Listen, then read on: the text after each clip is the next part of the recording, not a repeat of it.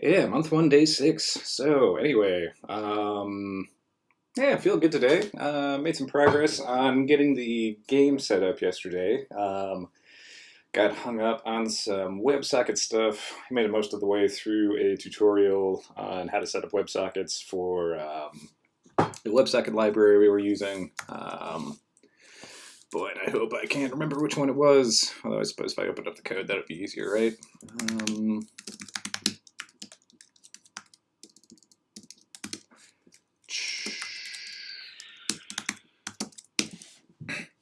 That WebSocket library was, which one was it? It was, wasn't Hiccup. Man, did I even get so far as to install it in this repo? I guess I didn't.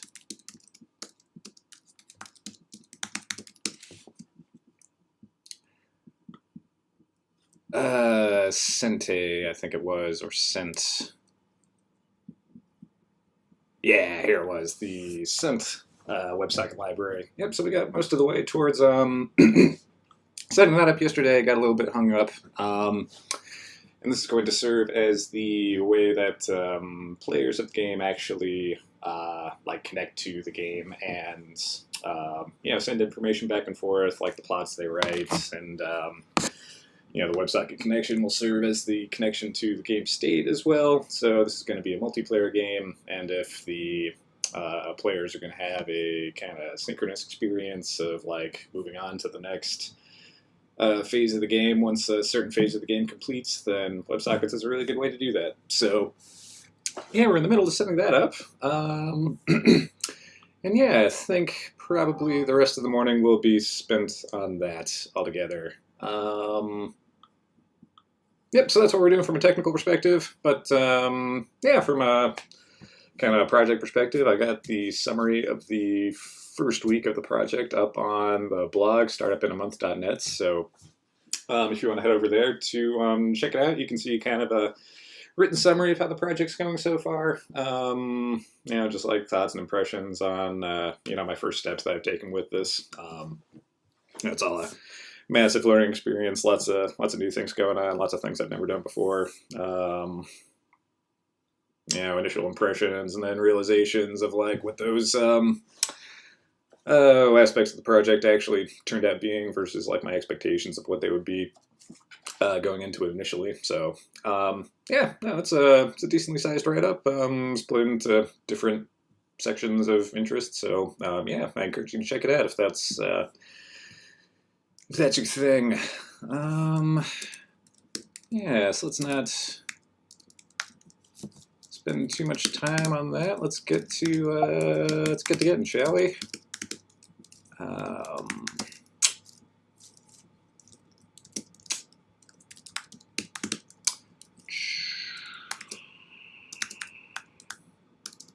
You know what I was gonna. Yeah, we'll do that later. Oh, 11. All right. Here's yesterday's stream notes, which would be very relevant for today's stream notes, seeing as I didn't really even make it through half that list. All right. So, plan for the morning. So we got React going yesterday. That was great. We kind of figured that out. So another thing I was struggling with yesterday was setting up a closure script app to serve multiple JavaScript files for essentially multiple applications. So we had that basic landing page, which I developed in the first week. And then we have the game application itself, which is probably going to be best to kind of separate from the landing page since those are two different entities. So I also got really hung up on that. That's pretty, next level, like configuration stuff when it gets down to it. It's really stepping outside the defaults of what all these build tools and server configuration files are kind of, set up to show you. So kind of figured that out. I might explore that more. I might just split things into separate repos to, do it the dumb way until I learn how to do it the more refined, smart, single repo fashion. But anyway, yeah, so we got the Hello World React example done. We are working on setting up the WebSocket client server. So we almost got that done, and now we know a little bit of what we have to do. So I need to get the front end CSRF piece figured out. Need to finish a backend setup. I need to send a simple message to the front end from the back end, and I need to send a simple message from the front end to the back end. Right, so this is where I got hung up on yesterday. So WebSockets have these things called CSRF tokens, which I don't fully understand. It's some kind of secure passport kind of thing that a front end app will send to a back end WebSocket server to prove that, hey, I'm legit. It's cool if I connect to your WebSocket, and it's okay if you send me information. Oh, good morning, Cliff. How you doing, man? Good to see you once more. Thanks for joining. Yeah, we were just getting into the plan for the day, so glad to have you on board. Oh, I also saw that Sari signed up as a follower yesterday, so yeah, I hope she joins the stream too. That'd be fun to have her as well.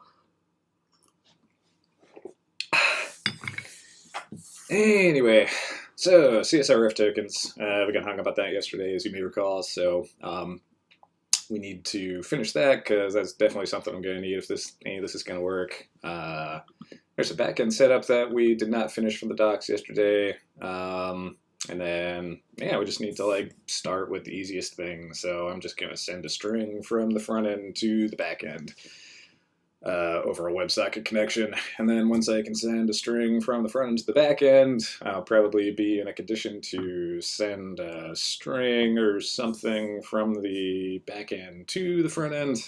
And I just did that backwards according to the bullet point, but you get what I mean. And yeah, after that we'll have the basis for doing something more complicated, right? Which is passing game state back and forth and synchronizing updates amongst multiple game player clients from a backend server. Yeah, so that's the game for today. And let's hop to it. 2011 12 stream notes dot markdown. Great. Okay. So we were trying to do this in one repo yesterday, really didn't work out, and now we're doing this in two separate repos, so I hope to merge these at some point, but it's okay for now. It's just in one. Okay. All right.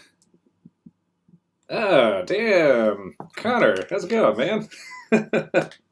Jeez, I've got my whole little E-Trade contingent here with me. This is really nice. Glad to see you, man. Welcome to the stream.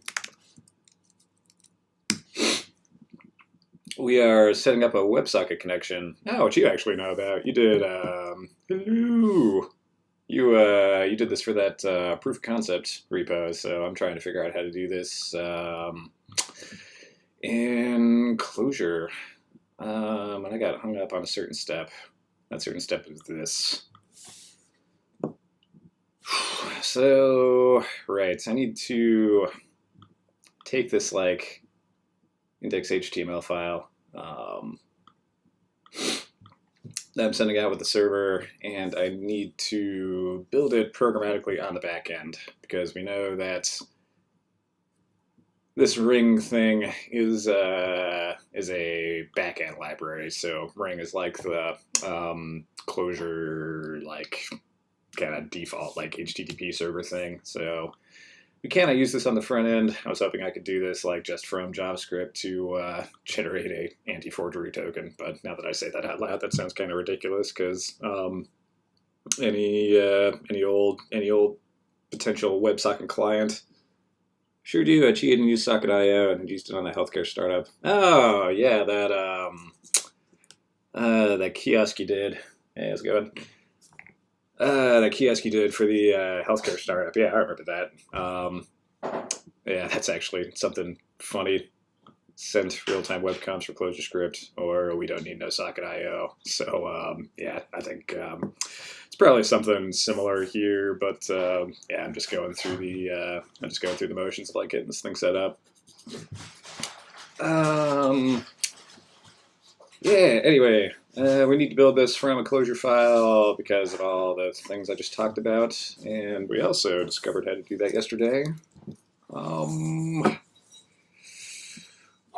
Yeah, bookmarked it right. Embed a ring handler. That's what we wanted. Teacher leaves them frameworks alone. Exactly. Okay.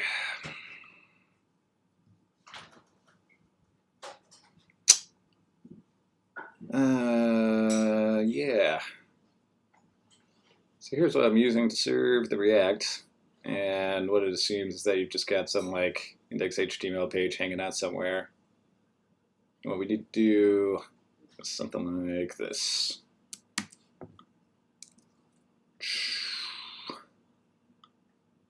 Alright, new file. What do we call this? HTML.clj.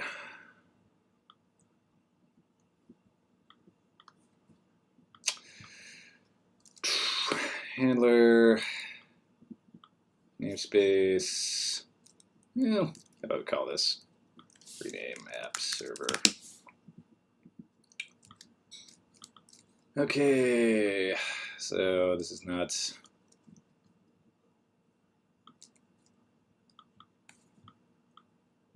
hello world. This is plotters.app server. And we've got a handler. And we go back to the docs. All right. In your figwheel main.eden file, add a ring handler.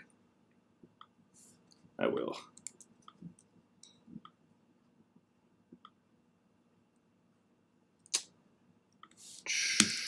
Launch directories. Okay, so this is plotters.app server, I called this, yeah. App server / handler. Yeah, simple enough. And when you start your figwheel main, you'll see a 404. Now let's try that out, eh? CD 2006. C shell startup. Thank you, Andy, for putting that in a bash script, because I am constantly forgetting how to start these things. Probably because I put them in a bash script, right? Compiler exception. Cannot locate. This is something weird that I don't really fully understand, but there's some strange thing that goes on with like dashes and underscores in this language. Dashes become underscores, underscores aren't touched. I don't really understand the reasoning behind that, but oh, what am I doing right now? Yeah, I'm setting up the WebSocket game. Yep, that's still valid. Okay. Okay, I got a bunch of red stuff up there. I should probably take a look at that. Feel compiling. Ah, yes, this is because I'm using a bunch of stuff that I can't use.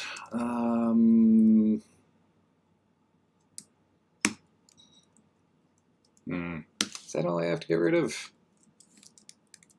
Let's try this one more time.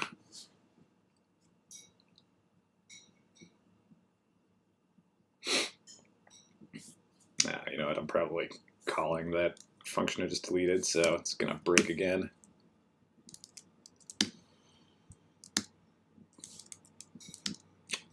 Yep, it sure did. Okay, one more time.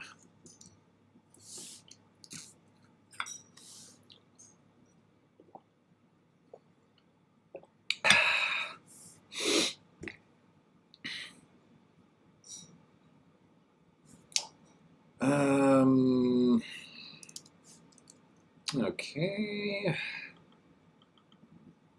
So we cannot locate that file, and that's because I don't have it listed as a dependency. Yep, we gotta do that.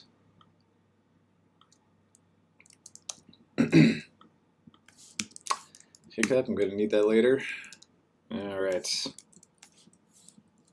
Back to the app.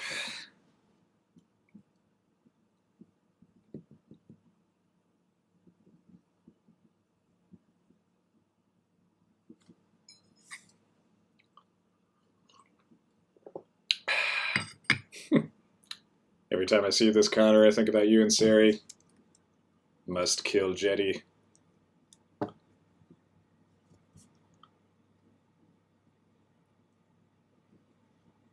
Oh, what? Hold on, what? What?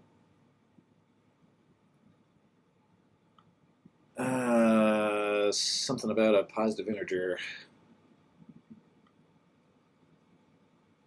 It refers to being replaced.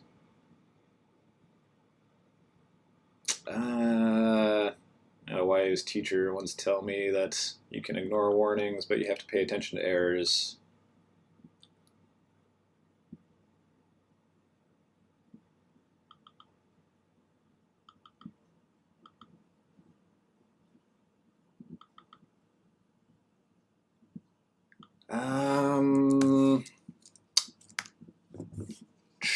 Can't access property call if undefined. I think I'm jumping ahead of myself a little bit here. Let's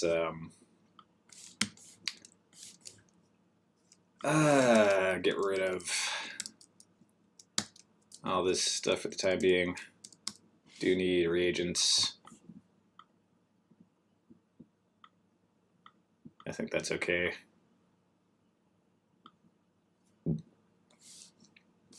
We're gonna need that eventually. As will we need that.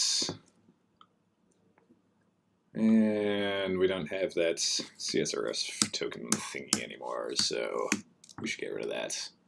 Now we're good.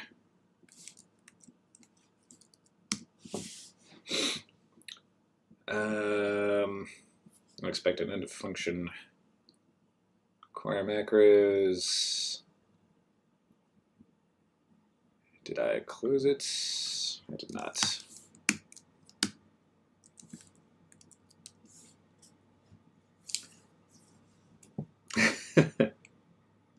F Jetty, that's some of the best, worst troubleshooting I've ever been involved with. Yeah, I believe it, man.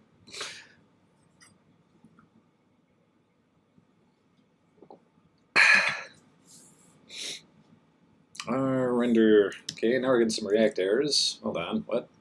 Oh, hey, nice. Okay, we're up. Excellent. All right, so we got back to where we were trying to get to. But now we need to see that 404 page to know if we can, like, serve a custom HTML file from our dreaded Jetty server. Not a route. Yep, the server failed to find it. Cool. All right. Sometimes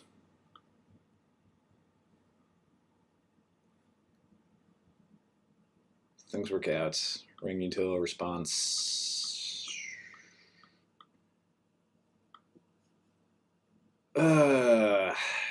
Right. So I'm using something called HTTP kit.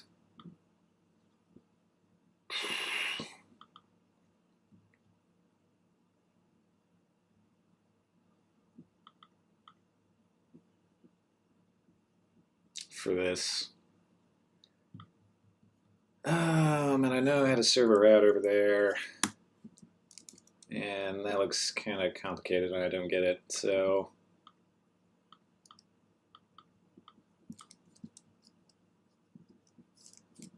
I think I'm gonna copy the stuff I need. App server, okay. Could I possibly write this from scratch with the right syntax on the first time? I think I could. Hey, we're making progress.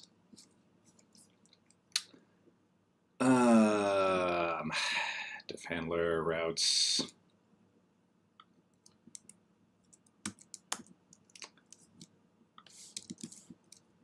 Routes, we only need one route for the time being, which is the root route.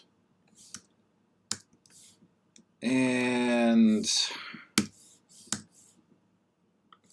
when we get it, we're going to return our handler. Oh, can't have two things called handler, can we?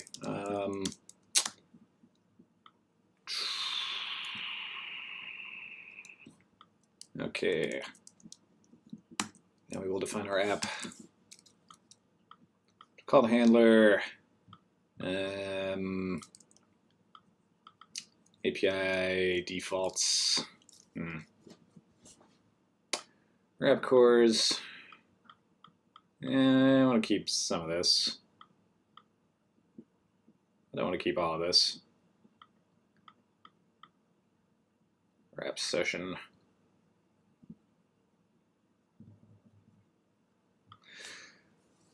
Boy, now I just had a realization that probably the cross-origin WebSocket is going to be very difficult to actually figure out.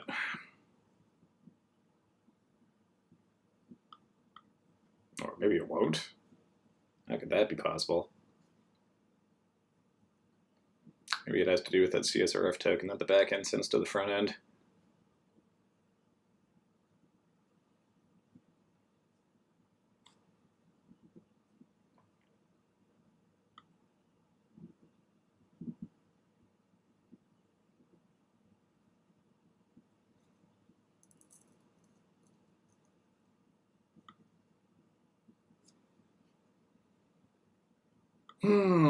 WebSockets, being a new technology, are designed to support cross-domain scenarios from the get-go.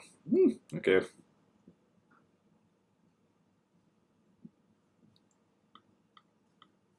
Well, let's naively continue on.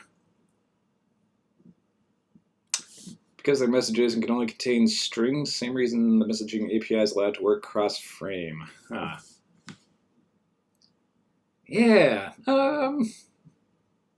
Yeah, I guess a WebSocket is just messages being sent back and forth. Well, I honestly don't even really know what you can send over WebSockets.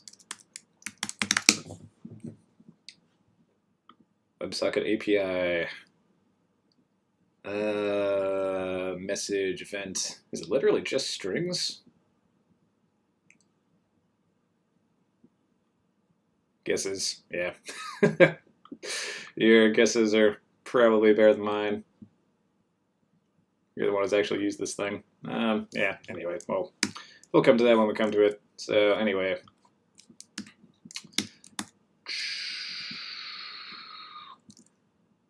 Okay, we need this. We need that, but only gets.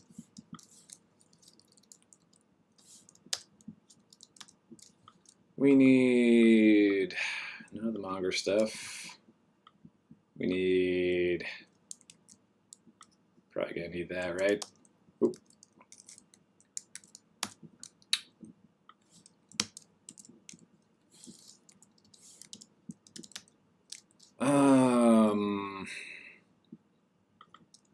Might need that later.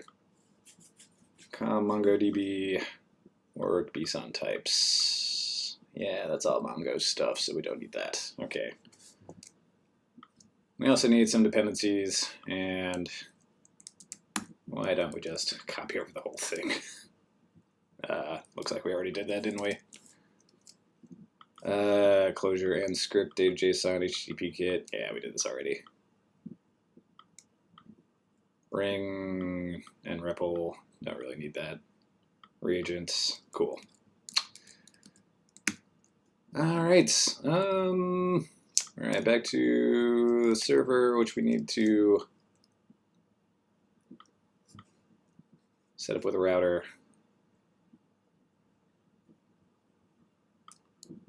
Yeah, this is useful.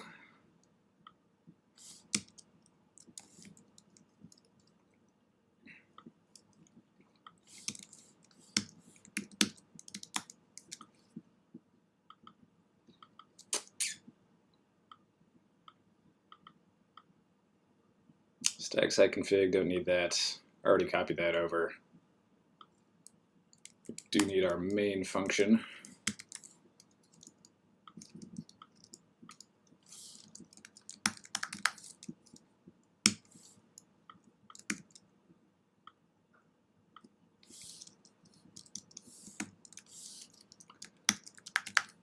Formats, yep. Why aren't you formatted? Should get back here. Okay. Out to my stand-up. Yep. No problem, man. Come and go as you please. I'll be glad to have you around for as long as you like.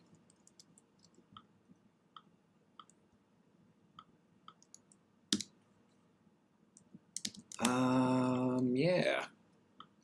Do I need anything else? Gonna have something like that eventually.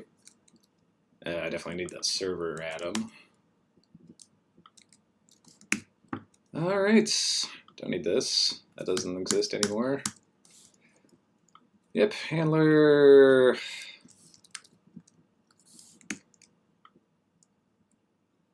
For handler. Let's not get too ahead of ourselves. Handler, routes get, app handler. Merge, sites, defaults. Wrap cores. We're gonna need to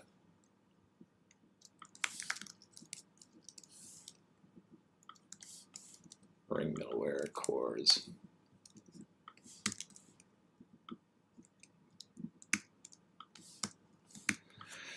Okay, wrap cores. Yeah, let's get rid of this. Found an opening with no matching. All right. Okay, we have a handler with the routes, with a get on the routes. It has a non-existent handler. All right.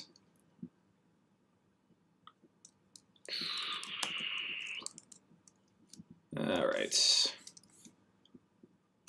Let's call it this root handler. Okay. Yeah, it'd be good to know if we're getting a request. Don't need to print. Don't need to insert anything in the database, but we do need to build some HTML, which brings us back to this. All right.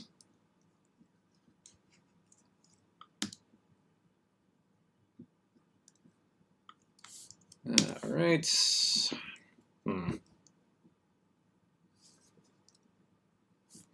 Well, here's something to learn. It's kind of a funny thing about closure is that if you're going to define a variable, it needs to be, well, a local variable. Defining a global variable is a different thing entirely. If you're going to define a local variable, then you use this thing called let. And let opens up a form, which is a pair of opening and closing parentheses. And within that let block, this CSRF token variable is going to have the value that's returned from this function.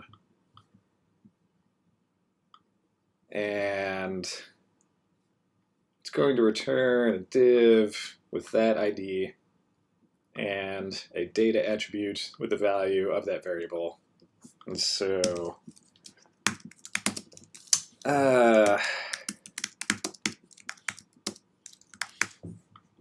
it's kind of implicit in a closure function. It's a little bit like a JavaScript arrow function, where if you were going to write like this,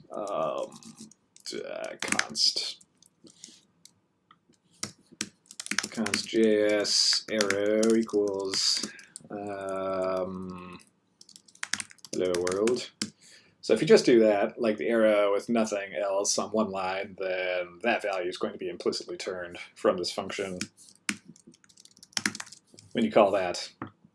So that's what's going on with all of these closure functions at the end of the day. Like the final thing at the end of the function, I believe, is what is returned at the end of the day. But I don't know if that applies to something in a let block, or if the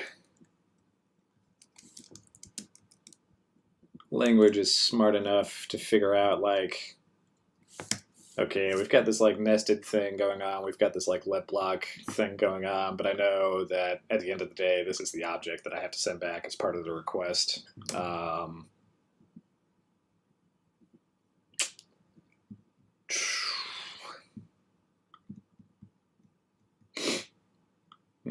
We also need to figure out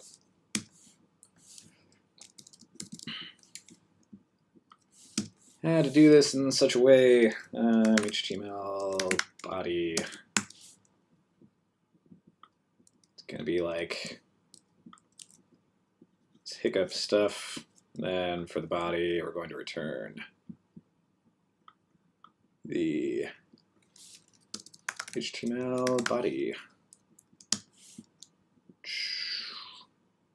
Oh, no dash.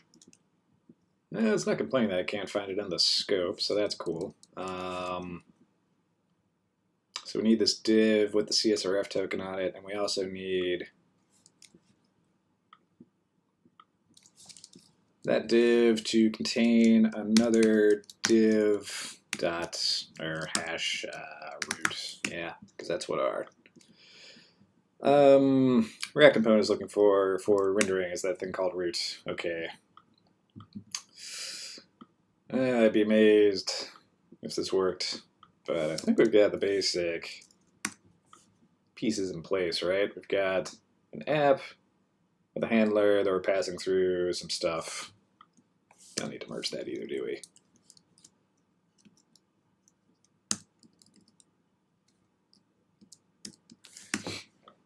We're putting some cores on it. Might not actually need to do that, but we may as well. Since we have the config ready already, we've got this main function, which is running a server on port 3000. When we call the code, it's going to run.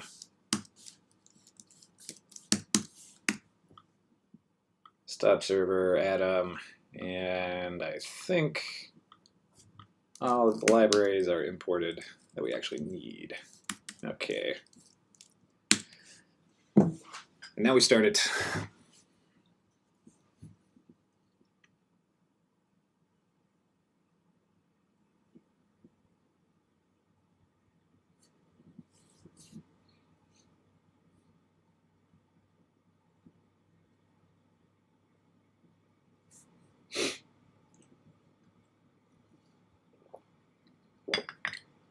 I am frankly amazed that we got that far. Okay. 3000. Wrong number of args. Pass to persistent vector. Okay, so I think we had to go back to those fig wheel docs. Embedding a ring handler. Oh, right, yeah, because fig wheel's calling that. We're not calling that. But it's not called handler, it's called app.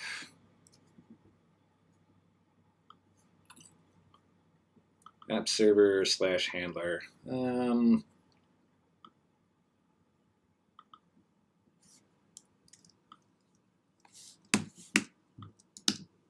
I need to go so far as even defining an app for this thing?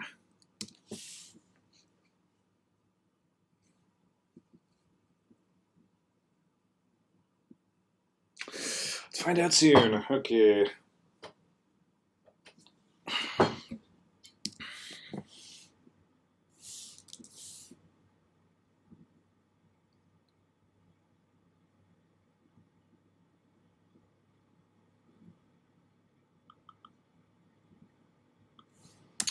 All right, so our roots div got there. Did our div with the CSRF stuff get there? It unfortunately did not, which means we're still serving this thing. So we should delete it.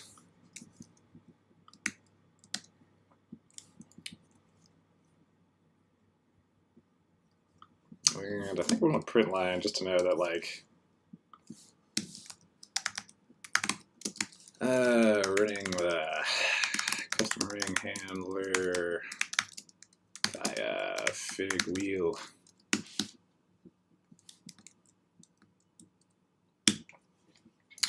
All right, let's look for that log statement, and we'll know that fig wheel is actually calling this thing.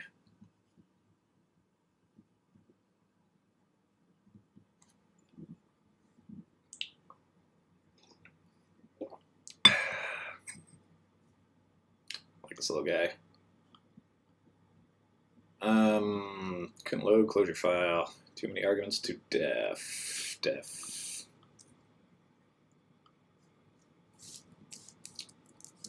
Yeah, that makes sense. And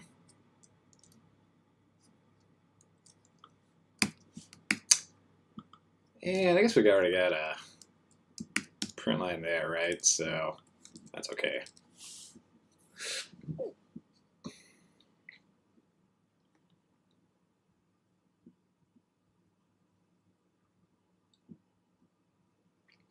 $10:08, only a half hour in. We're doing all right.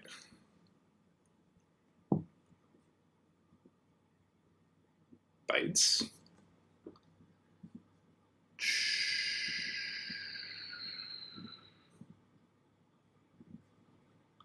Did we get our log? We didn't. Response map is nil. But did we get our log?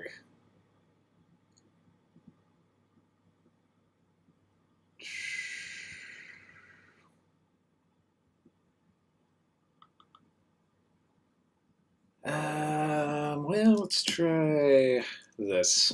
So I was speculating that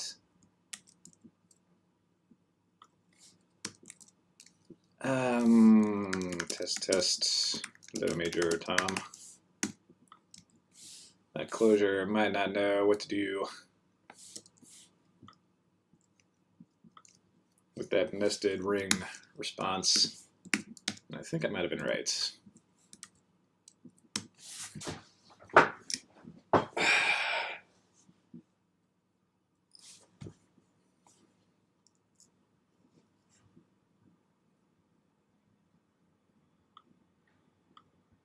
Yay for this guy. I like a friendly log message.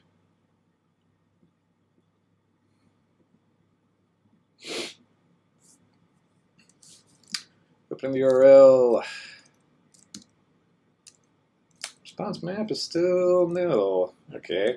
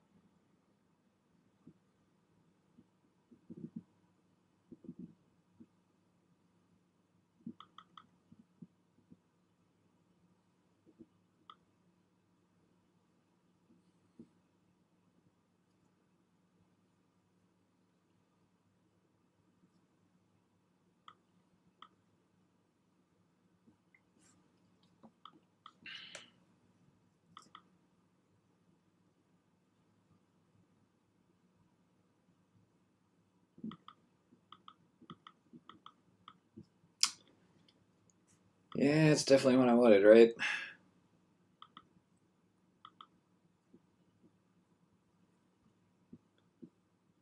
Instead of returning a ring request, we're just returning straight HTML. Yeah, I guess that makes sense. All right, too complicated by half.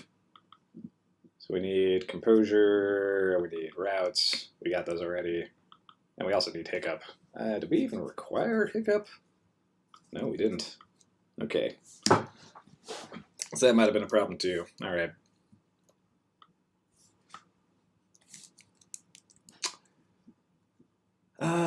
Yeah, because we need that in the namespace in order to even do what we're trying to do here, which is build closure via HTML. Okay. Def routes, handler, get on the index, send the index HTML back. So let's just get rid of our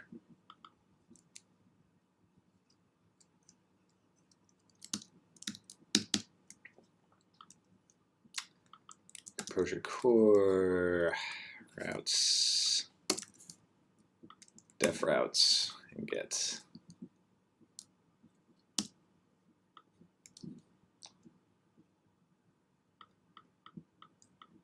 Yeah. I think it's closure script out, dev main.js.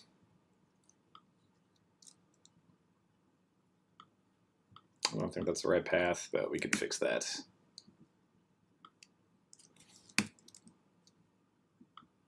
Don't need any of that. Okay. Back to the terminal, back to the startup script.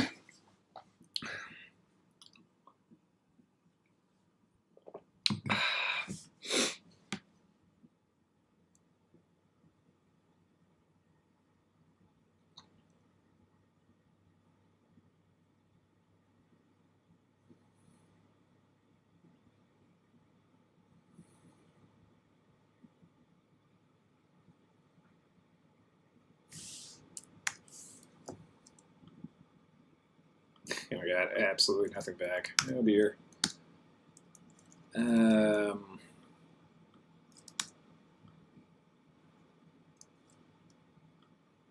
No, we did get it back. Yeah, we sent empty HTML page. That's okay. Yep, and we don't have script source dev main.js. Oh, so like what's coming along for the right here? Is it like the resources folder? Getting everything on root, getting main.js. Ah, man, resources public main.js. Is that what we want?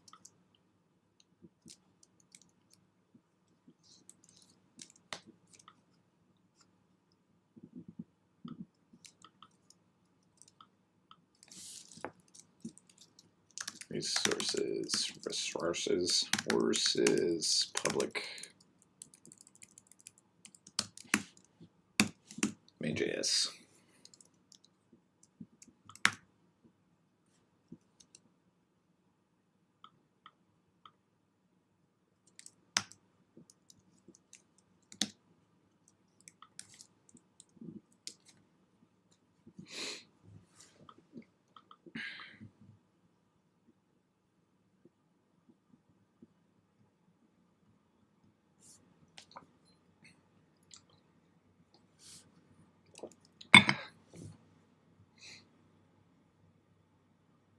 Pause int bytes.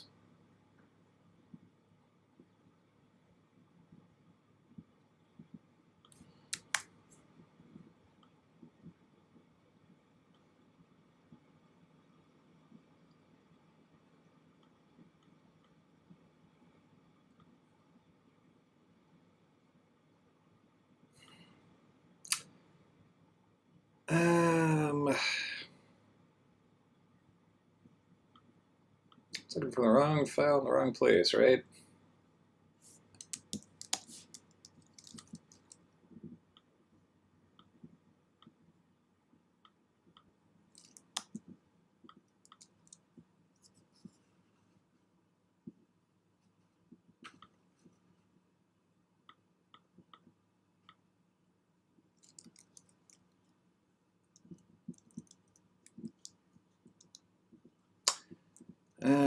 maybe I should change this to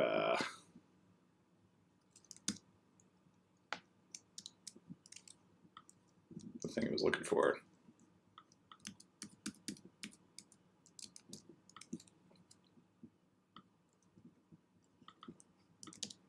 What does include JS function do?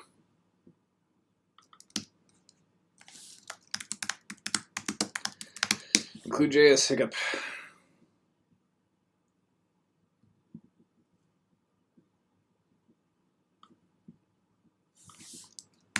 Include JS.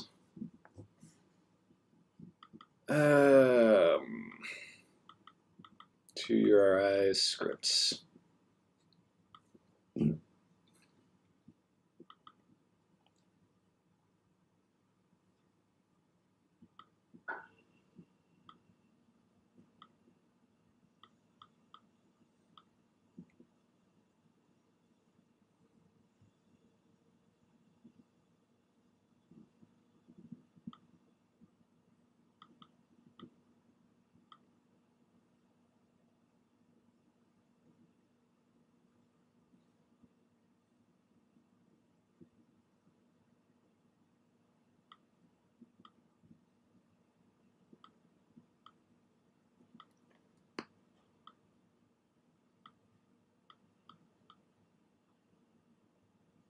Resources public main.out output directory.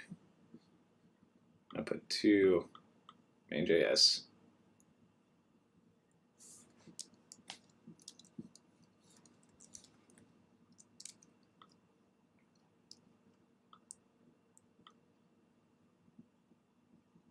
Dev main.js.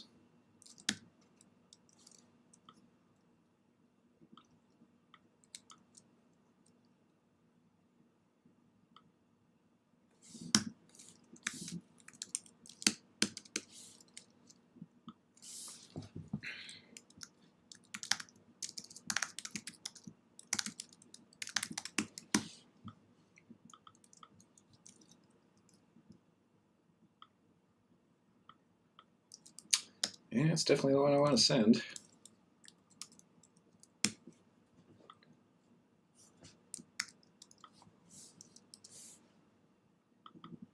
Oh, hold on.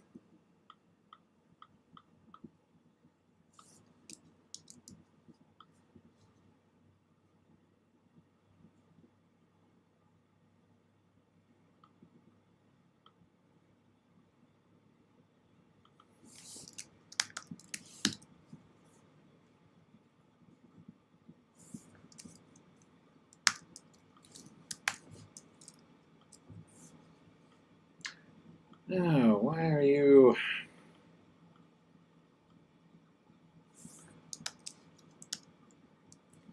So I'm making changes here, and it's not showing up weirdly. Get on the root into HTML.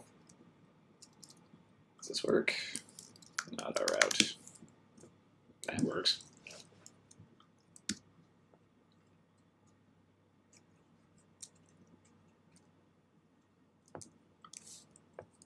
If I stop you and start you,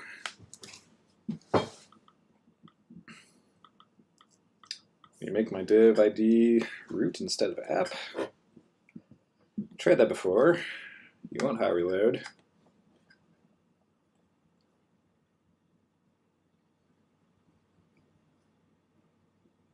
Bytes, pause int.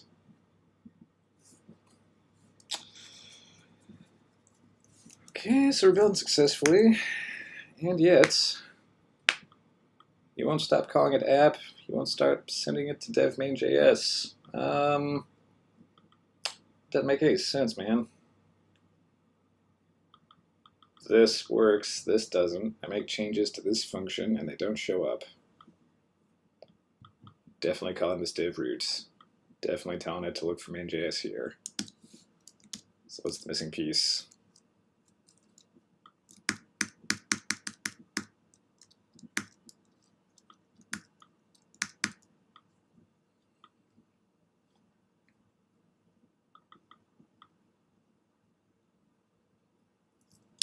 Hello world app server handler. Plotters app server handler. plotters, app server, handler. That part is correct.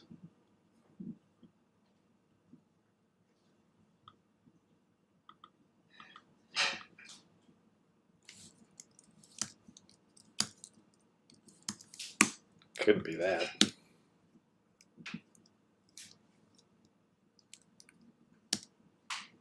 Nah, that's just calling the function, wrapping it in those braces.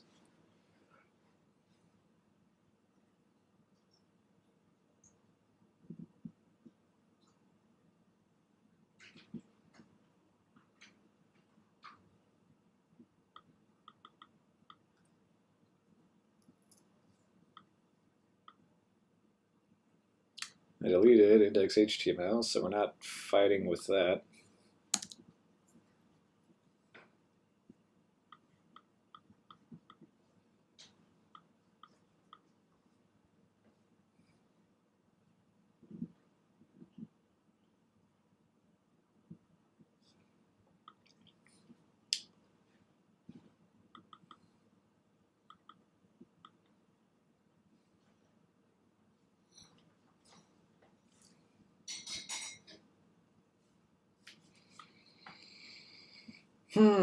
Next your own server.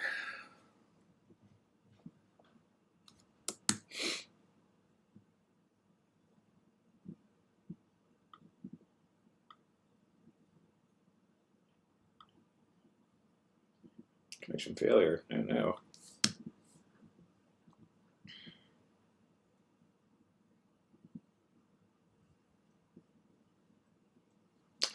That's a good one for later.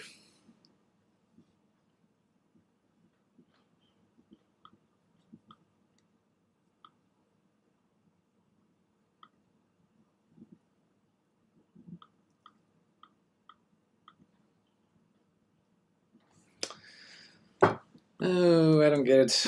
What if I just send a string instead of this hiccup stuff?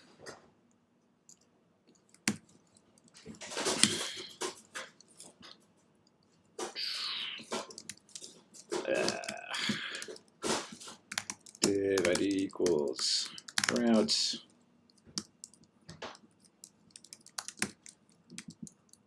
I need to escape that. Semi-div.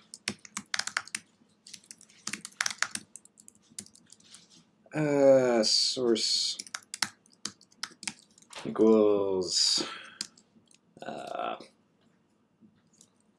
resources public main.js. Also escape those.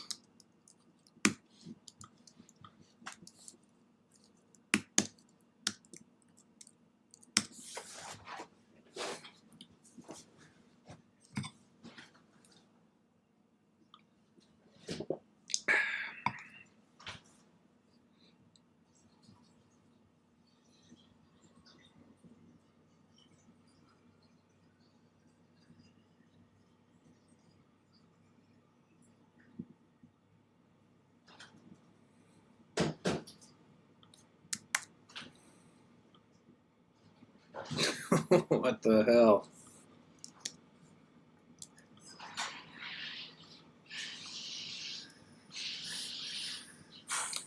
What is wrong with this thing, man?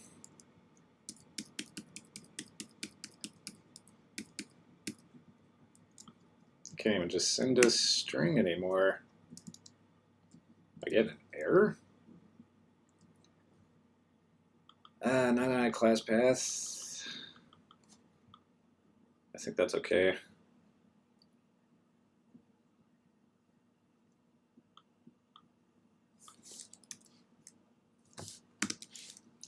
Yeah, we're in the right directory.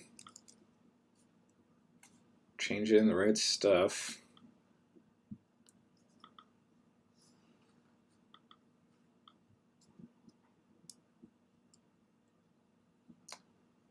Man, can we just go back to this? Def handler, routes. Don't really need more than one route.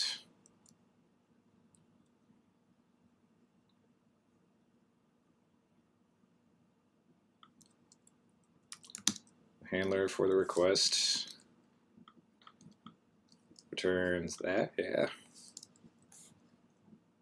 So any handler. Defin handler request. Just give me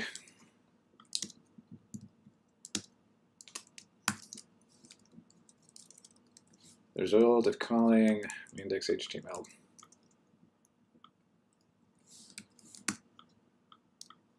Which is going to be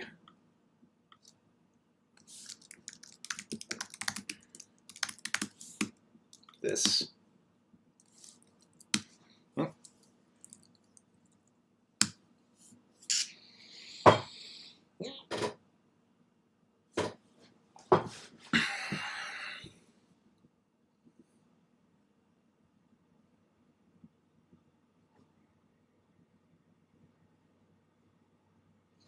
Figwheel main Eden is valid.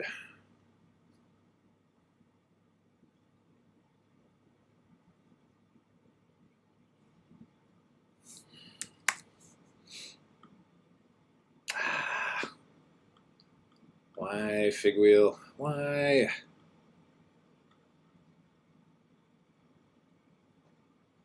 Plotters app server handler.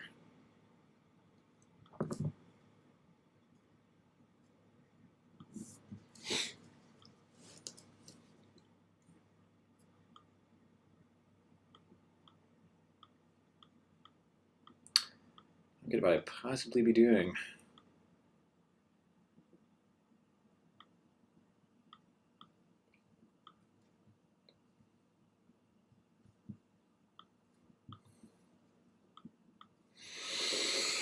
Well, this isn't really working out. I wonder if there's like a just something that has this like all set up already that I can kind of copy. Closure sent WebSocket starter.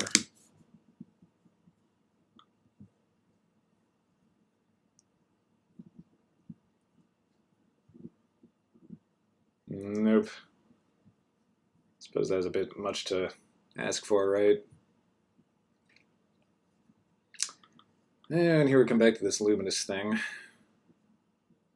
which I've thus far avoided.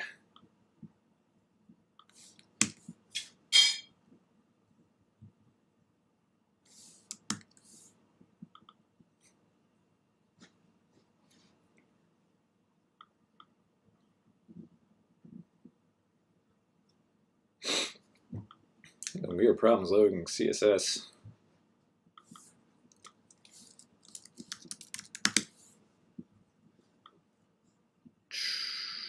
Issues 34. Official sent reference example. Hey.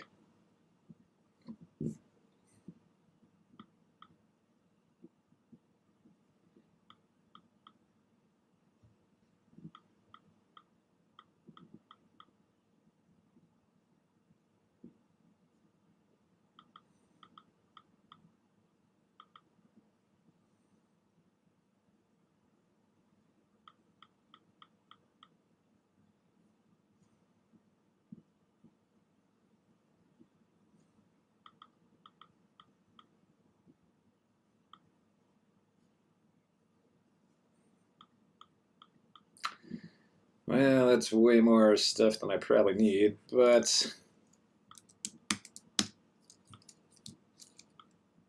it is, at the very least, gonna get me off the ground. Oh, so how about we just blow this out of the water?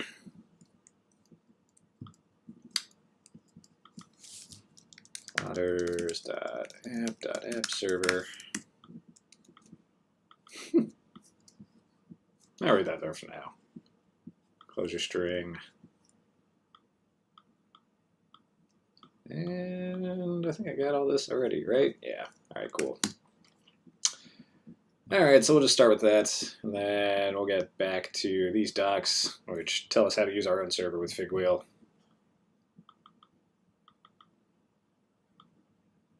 I need to proxy how this works.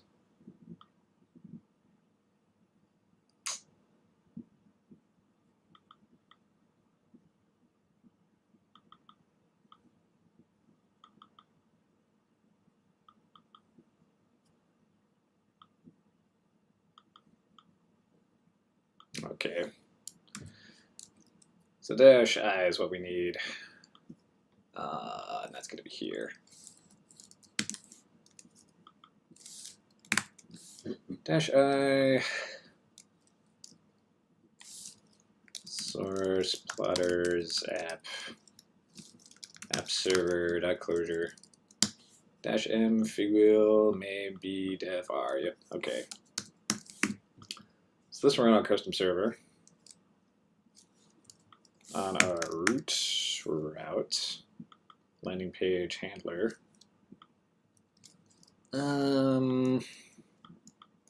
Yeah, let's not get too far. Let's just make sure we can like serve this thing.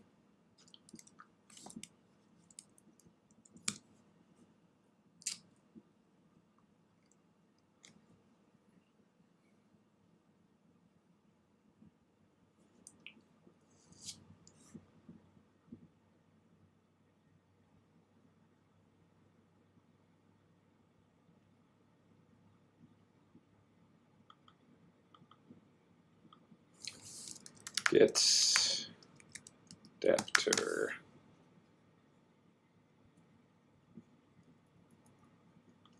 To do choose uncommon a supported web server. Right. HTTP kit.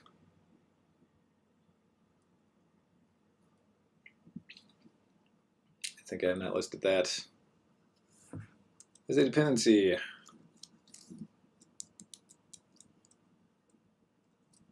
Server adapters.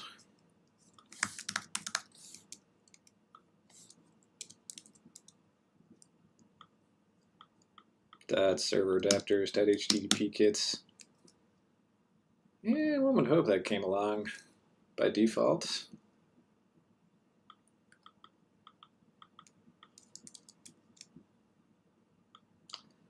Nothing special lifted here. So I don't need to put that in my dependency file. Server adapters HTTP kit refer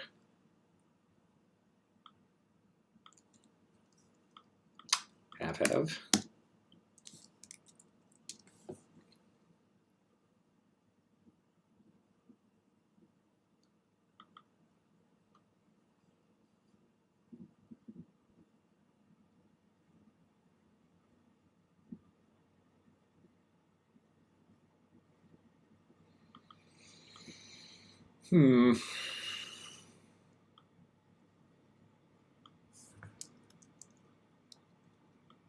What's the syntax for refer I've not seen? Ah, wait. It's used here, right?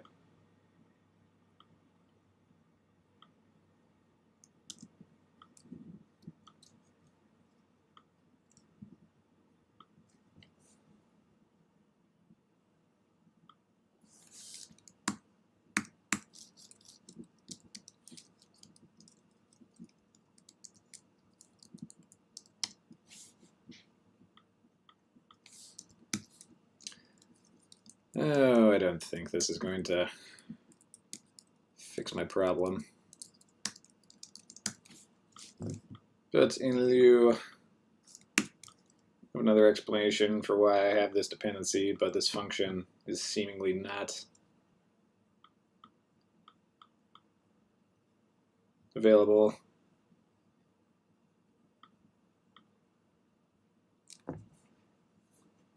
Or optional for transit encoding.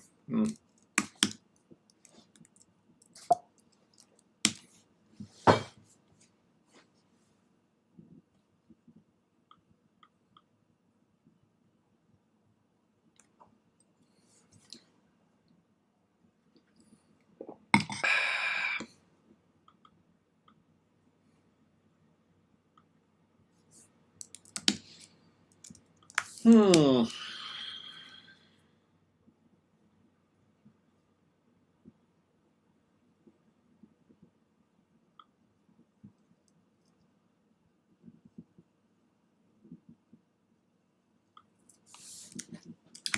Get ch.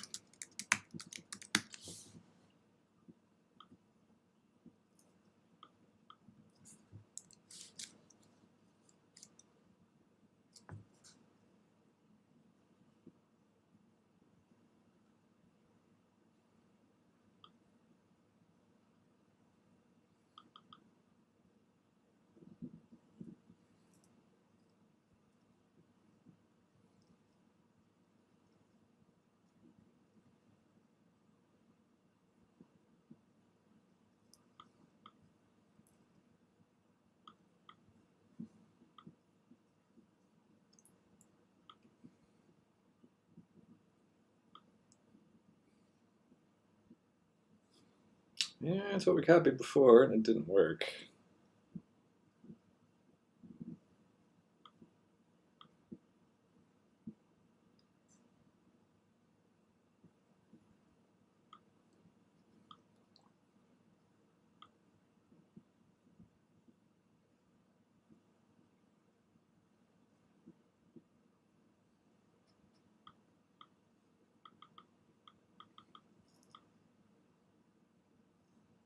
Example, backend main.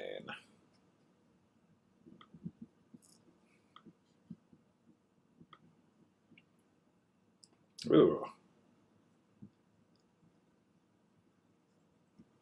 This looks a little simpler.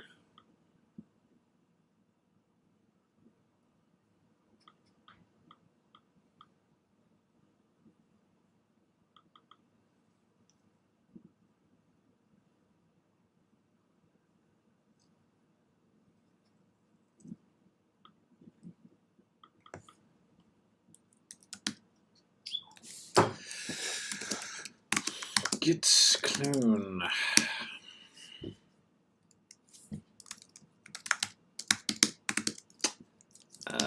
What was that startup?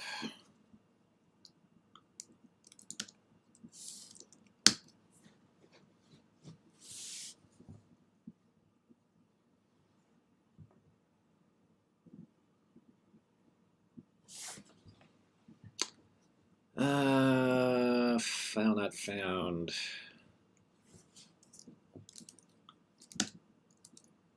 Yeah, I thought that was a little weird because it's like.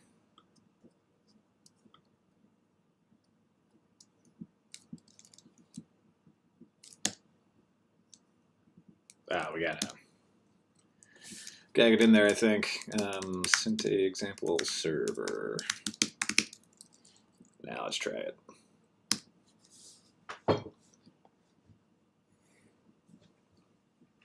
Oh, God.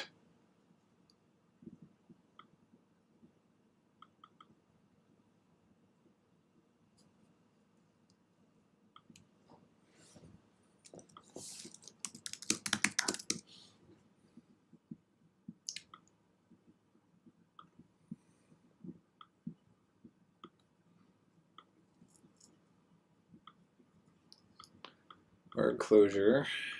Yep. Ring ring. I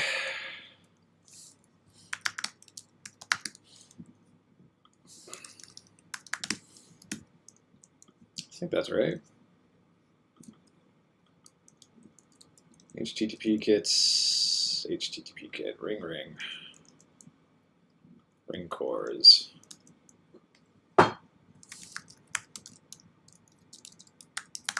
Yep, okay.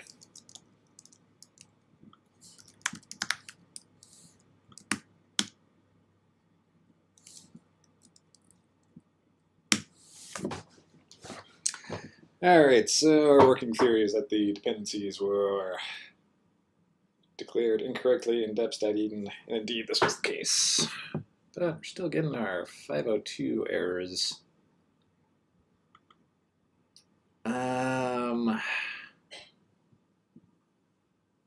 Failed to read artifact descriptor.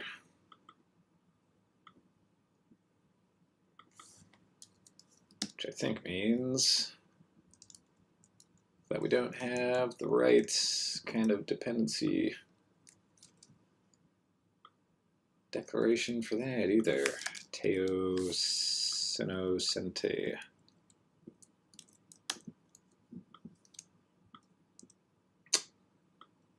But that's exactly what we got. So, maybe the version isn't right. Maven version 1.16.0.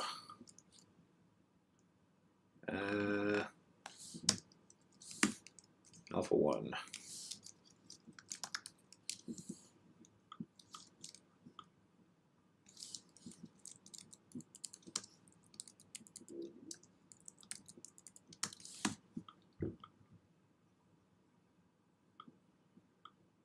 It's okay to me.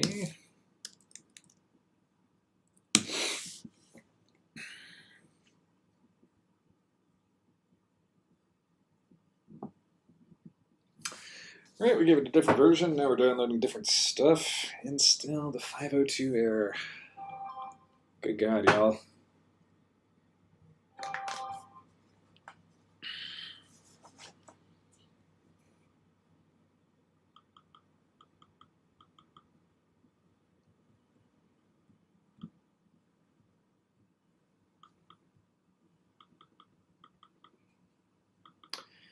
Man, this looks like a sweet repo, too. A little flustered that it, too, is seemingly having some intractable difficulties.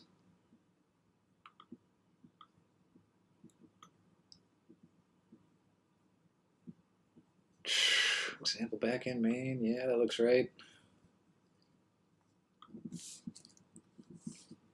Example backend main, that looks right too. Could be.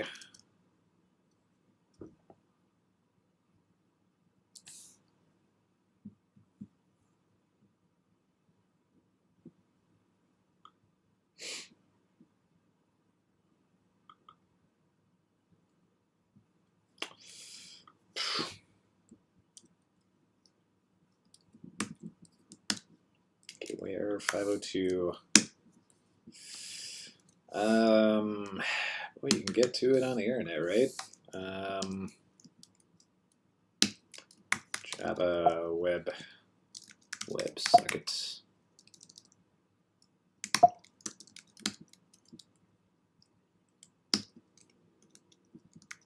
Org.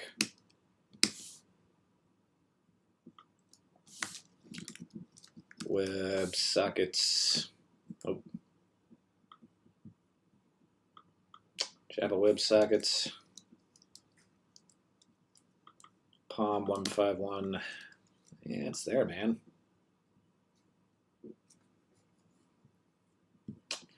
It's all there. I just can't get to it. Why is that?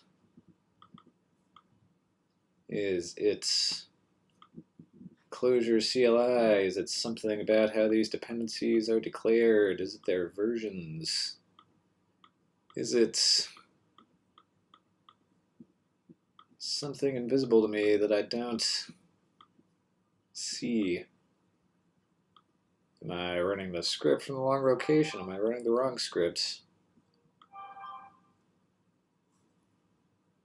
Agent reframe. CD example app. CD example server, yeah.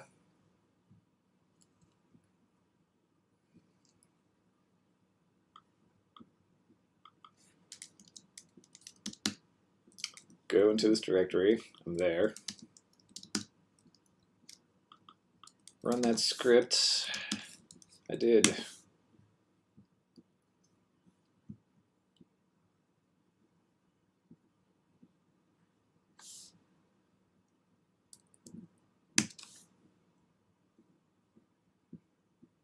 Got a lot fewer errors that time. I keep on downloading new stuff.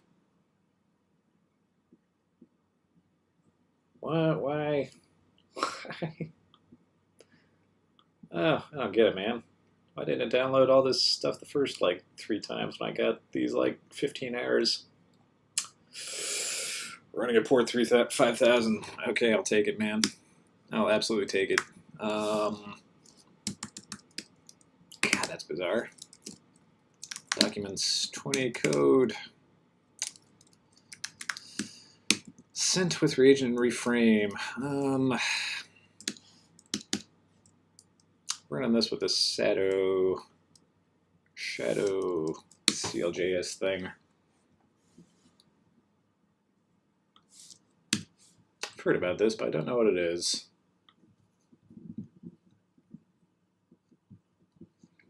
Good configuration default, so you don't have to sweat the details.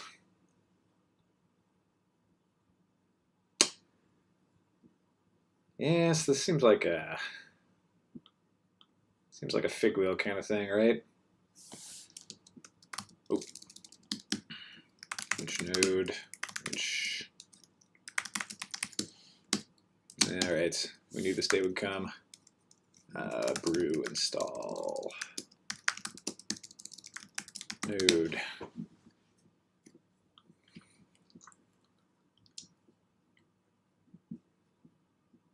Brew install node. Yep.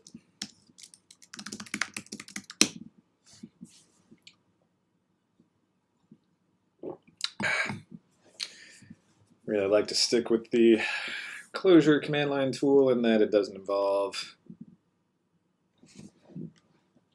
getting mixed up with a bunch of new stuff, but I've also tried this from scratch way for like 2 days in a row now. To install npx node. And I kind of want to get moving. All right. Install it via npm. Yep. Which node? Clear. Install npx. Already exists. Which npx? Lovely. Now we probably have to install shadow CLJS. Or not.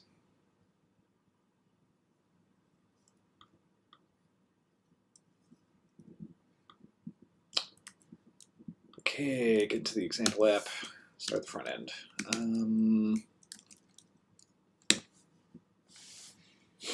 Yep.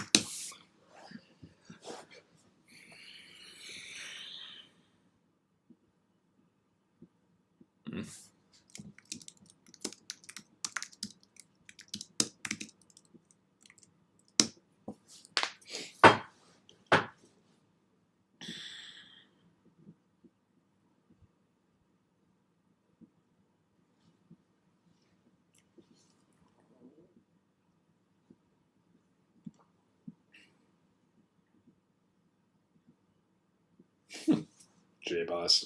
What is that? I've seen reference made to this many times. Application server.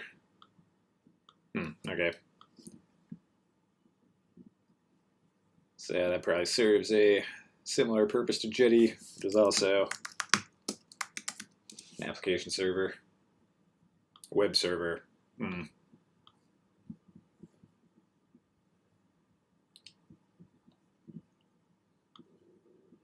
Application platform.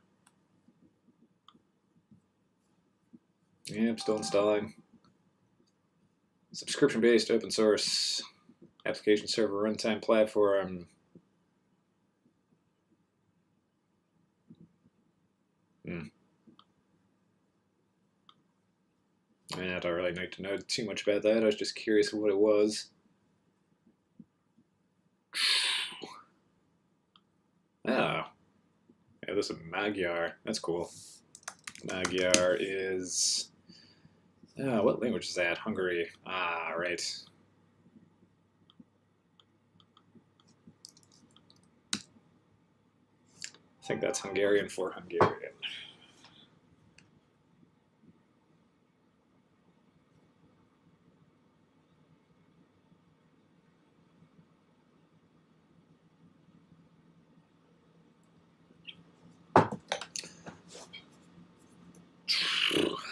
The required namespace React DOM is not available. Well, gonna need that.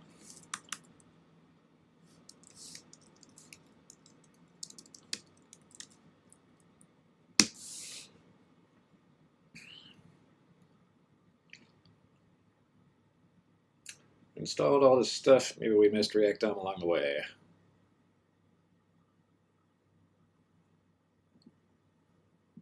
Strange though it is to consider. Localhost 8080, configuring build.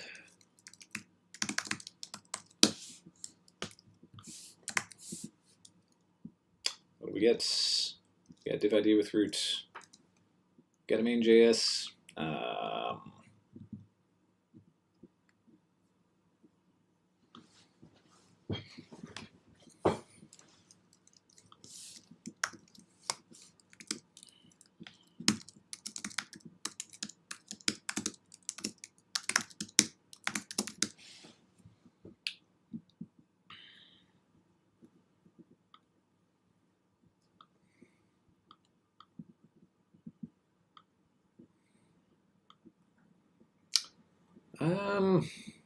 But I need to npm install first.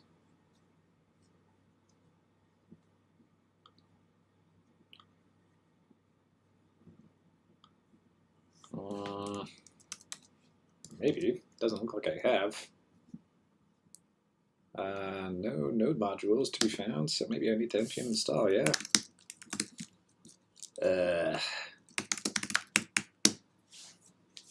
Strange. So that is.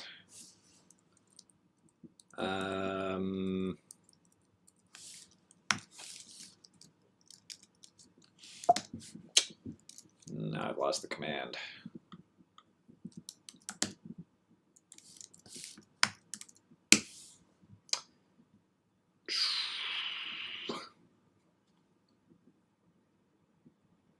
Now we're doing this again. Okay.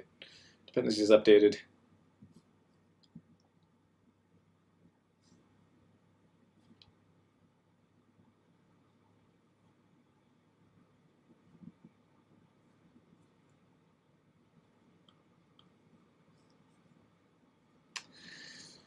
Boy, now I got into this game as my first startup project, thinking that it would be easier than some of the other ideas I had. Oh man. Getting this a fundamental... Okay, cool, we didn't get that message before, so now it's working. Getting this very important building block in place has proven to be a little more difficult than first expected. Although it always is, right? It always takes longer. You can never see where you're going to crash into in the dark until you're right there doing it. And I think I might be on the cusp of getting this thing running. If I can get it running, I'm going to swallow my pride a little bit and just use it as a basis for the app, because I couldn't get it working from scratch. Build completed. So now if we go to localhost 8080, we should see something. Nice. Cool. Connect. Push count 1.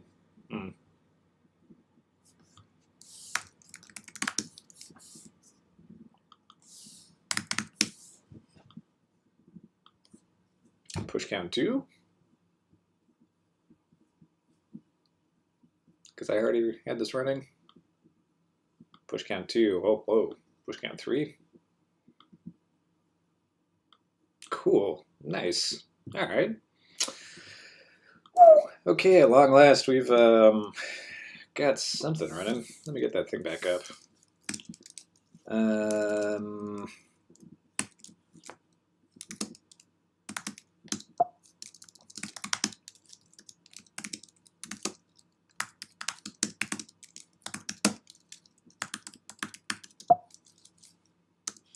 2021 01-12.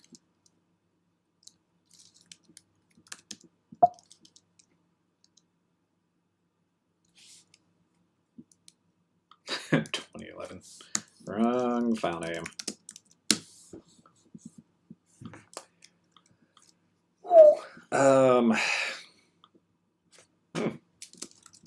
Then, after fashion, sweat smile for that one. Done. More or less. Yeah, it always takes longer, but you're building a foundation for the next level of ideas. Yeah, I try to come back to that idea a lot. It's like, yeah, I'm having some issues here, but I'm building up knowledge for doing the next 11 things down the chain. So yeah, you're absolutely right, Cliff. It's a marathon. It's not a sprint. I don't need to get this figured out like instantly. And once I do get it figured out, I'll be able to carry that on to the next thing. That's absolutely right. And actually, for the next project, month 2, I'm already thinking of a different game that may also be WebSocket based. So it's a game where you the most basic version of it is that you've got like a little music line, so like some kind of melody, like da na na na na, and then you send that to your friend, and your friend has to complete the melody and send it back to you. So like you do the first part of the song, they do the second part of the song, and then once you've both like exchanged the song, it turns into like this complete thing. And yeah, I've got ideas for like having a multiplayer thing too. So you've got like a few people in the chain, like all adding like their own part of the melody to the song, and then once the last person down the line gets there, you kind of see like the journey you went on along the way. So yeah, that could be a WebSocket thing too. And anything I learn now, I can apply to that as well, and I'll get it done like 10 times faster. So anyway, yep, you're right. You're absolutely right. Okay. But yeah, we got that figured out. And yeah, we're actually sending messages to and from push count 21. Oh, okay. 19. Yeah, so let's figure out what is actually going on here, because I've got no idea what this app actually does. I was just trying to get it running in the first place. Okay. So, how about we start at the front end? App closure script. We've got reframe, which is kind of like Redux, I think. We have events, subscriptions, and the clients.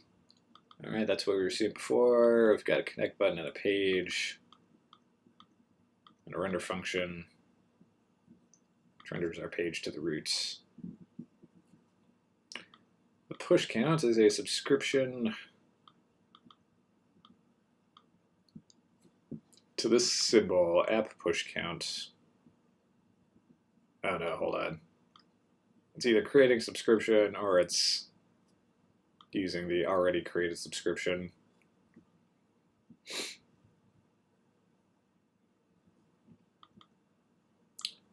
Reframe core.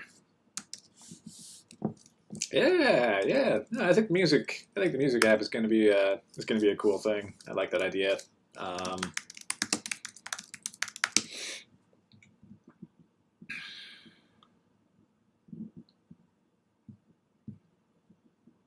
Derived values flowing. Data-oriented functional design.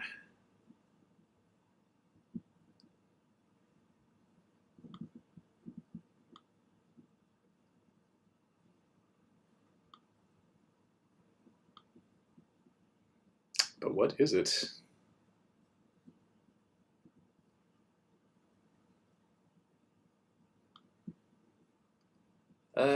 Framework. It's MVC, Jim, but not as we know it. Functional framework. What are the basics? Homocadicity. I've seen this word before. I don't know what it means. Yeah, it's looking like a Reduxy thing. Oh, I've been here before. I've looked at this. Yeah. So this is the whole thing of having a reducer with state updates that gets calculate in a functional manner and then send those state updates back to React, which renders it, so that's okay. Subscribing, dispatching, yes, this is like Redux in a React context. Reframe core. So that's where all that's coming from. And then we've got like events. When we initialize the app, do that.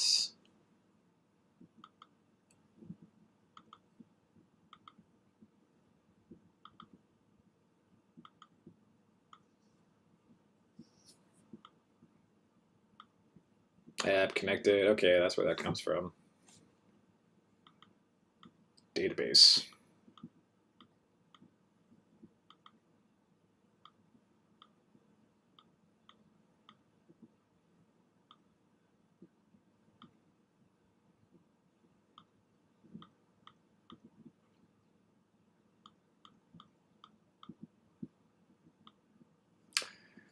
All right, so we got some events, things that can happen. We have some handlers,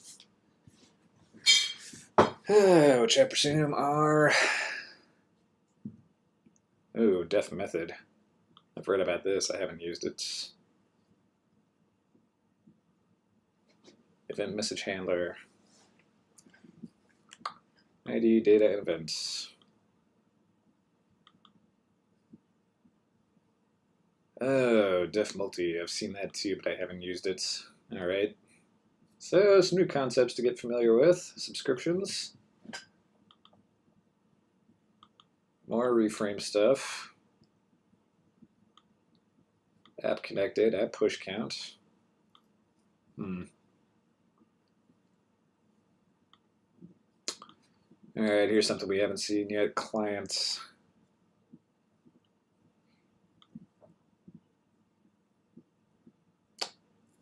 I feel like a window game could be a little better. Yeah, there we go. Okay. So we got some stuff about, okay, channel CHSK, I don't know what that is. Send and state. These are all atoms, so these are all values that can change. We have some config. To what do we pass the config? We pass that to make channel socket client. Packer, you can get protocol HTTP. All right. This is telling it where the WebSocket server lives on port 5000. State watcher, key atom, old state, new states. Okay, this is a logger. Now we've been connected for a long time. We're going to have all kinds of messages. Yep. Push event from the server.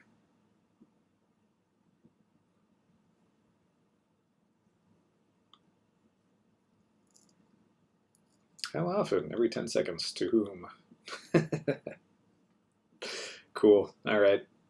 Yeah, you know, actually having something like reframe is probably going to be really useful because, yeah, we're going to be like receiving messages and updating states and having that like collected into like one centralized thing that like operates on the basis of like a framework as opposed to just a bunch of like loosely organized React components without form or function. That's probably a good way to go.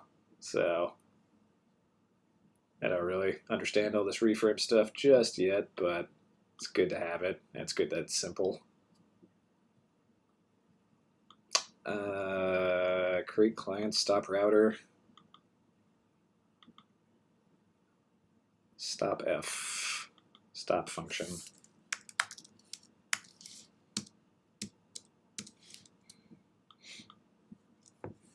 All right, so that's something that comes from the router. Start router. Handlers, event message handler, create client, start router. All right. So now that we have something that works, I think it's probably time to go back to the sent documentation. So I don't know what any of this means. All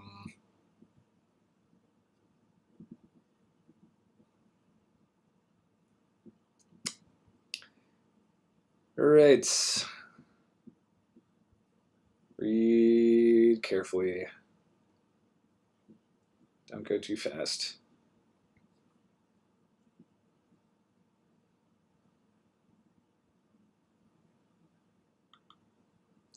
Channel sockets, channel socket URL. That's what CHSK means. Ring Ajax posts.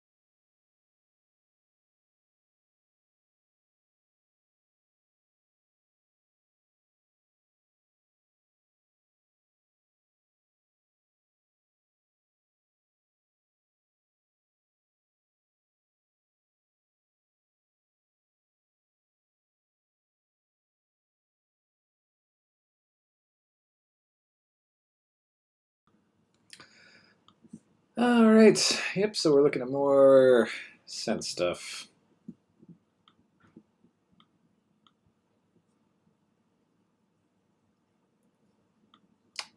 We copied the wrong docs, didn't we?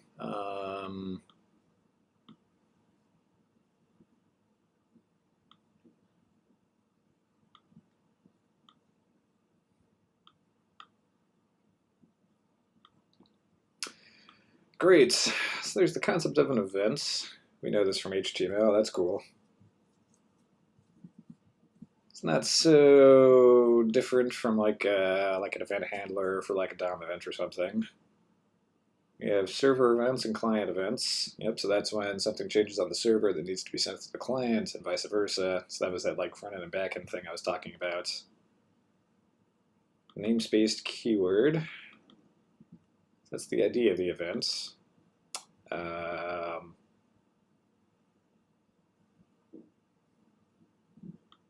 Ring requests, a reply function.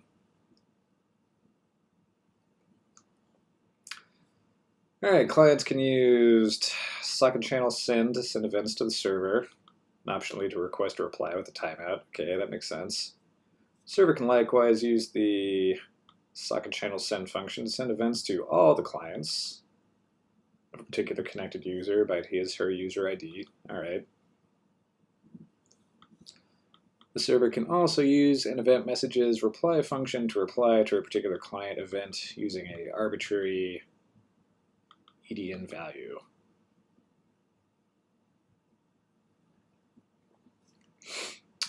All right. Now we have an example of a client sending a message to a server. This is just normal JavaScript by way of jQuery.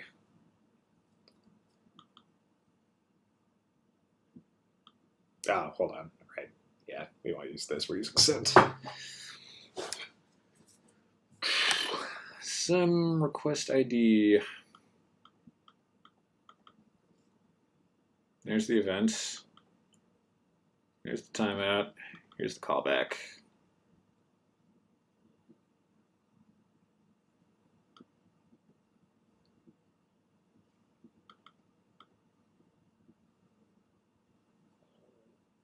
Server to the user. Send to this ID. This event with this ID and this payload. Okay, so it's like, okay, right? Each time the channel socket client, each time the channel socket client's state changes, a client-side socket channel state event will fire that you can watch for and handle like any other event. The event form is channel socket state, old state, new state. The following possible state map keys.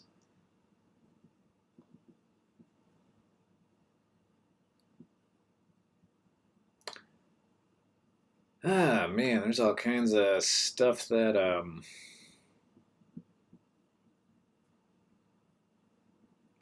seems to imply that you should expect that your socket connection can open and drop and close and possibly succeed, possibly fail. So yeah, that's something to pay attention to.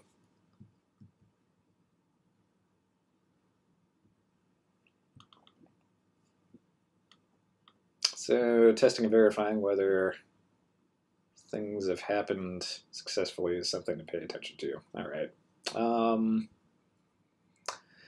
Okay, I think I got like a basic conception of this, right? So, do I understand WebSockets? Let's find out. Okay, so important concepts. There's the concept of an event. This is something that has happened either on the client or the server. We had the concept of an ID. This denotes which client, i.e. user, is sending or receiving an update. Connections may not succeed or may drop over time. And yeah, what else?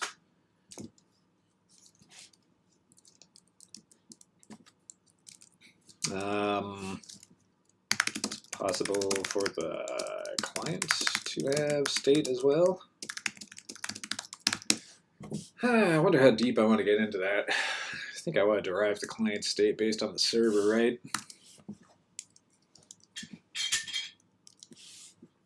And there are callback functions available. Execute after sending an event.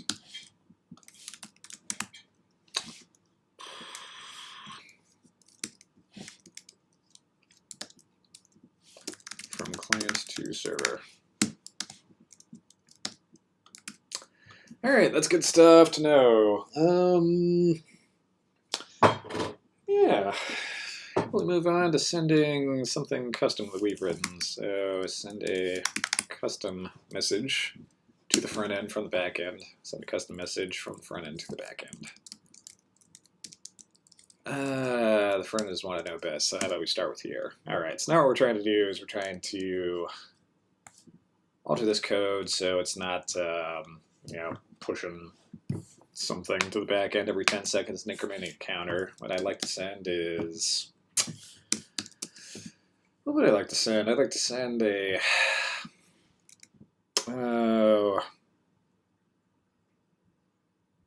I was gonna say send like a client ID, because like IDs seem to be important, especially in the context of a game where you've got multiple people connected and you need to figure out like which connection to listen to when. But let's not get too ahead of ourselves. Send a, what are we sending? A simple string. Some fun hello world thing. All right.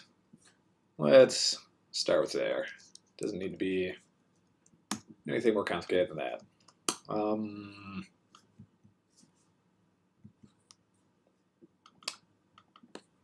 Yeah, so here's the client.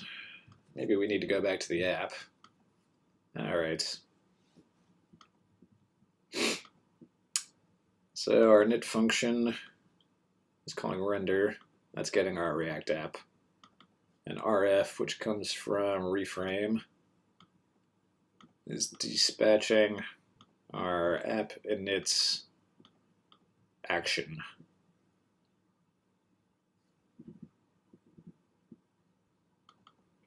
Connect button.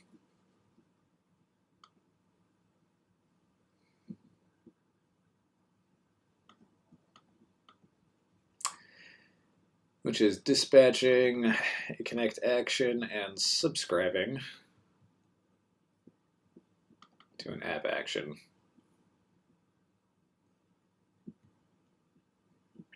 All right, so let's learn what app/init does. Let's learn what app/connect does. And I think those come from events. Init creates a map with a key called example, which is assigned to a value of an empty map. So this is creating our app state. App.connect is starting the client, whatever that is. That's one of the modules. It's calling a start method, and it's dispatching app connected true. All right. So if we dig deeper into client, what does that do? Back to events, what are we looking for?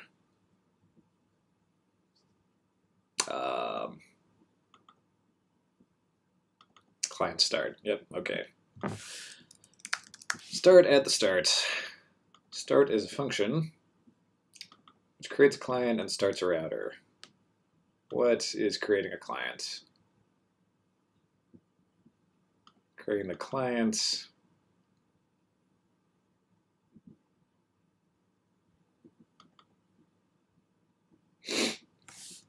add watch.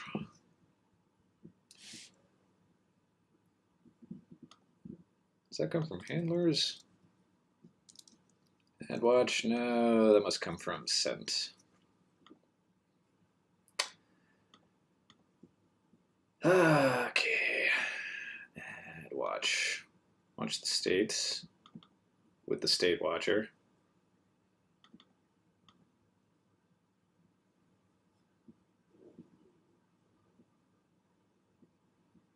Change the value of these atoms.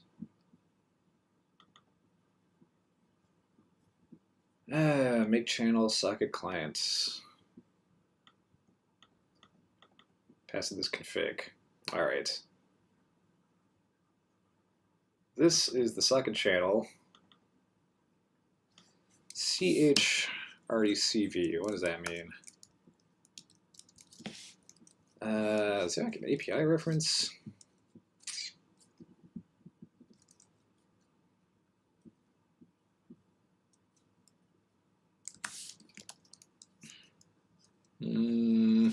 API.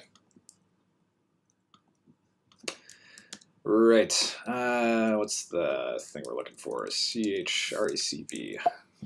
Oh boy. Not a good side. RECV. Make channel socket client. It's returned from this function. Returns no log failure or map with these keys. CH RECV. Channel receiver. Core racing channel will receive event messages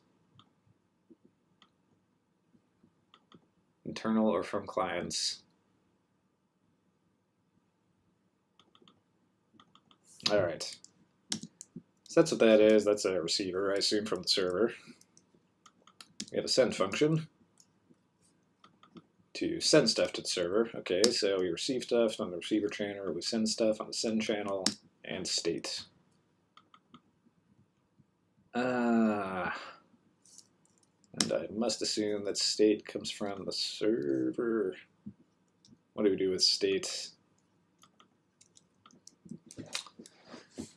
Let's jump real quickly to see if we can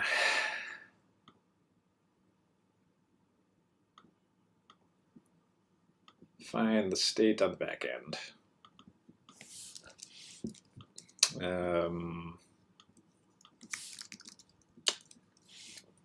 State, are you in here?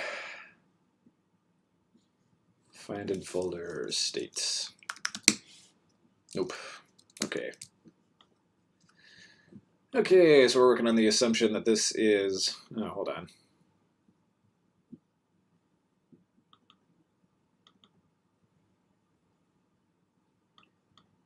New state. And you get state.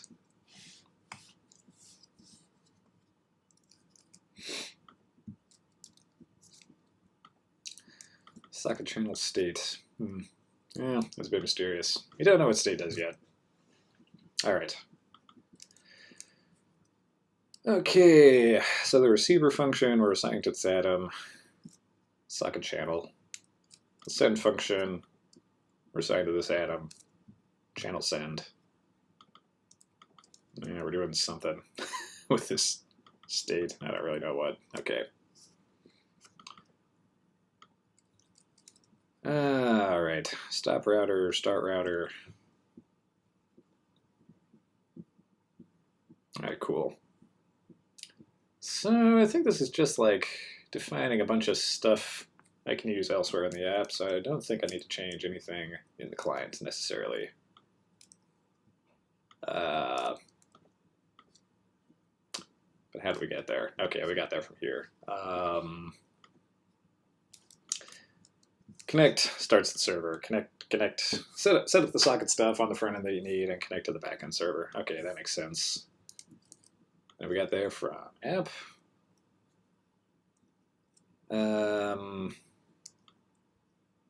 Client starts.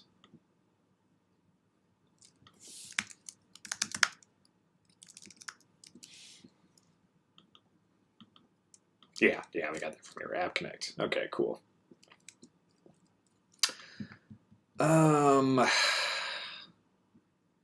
App push count. Okay, so I think app increase.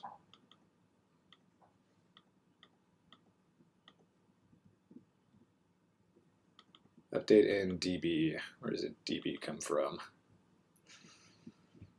I assume this comes from our handlers.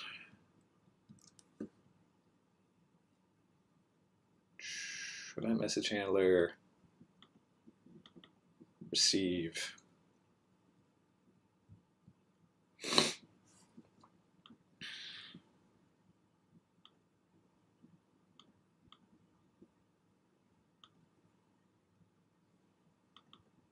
All right, we saw that there. What's the DB?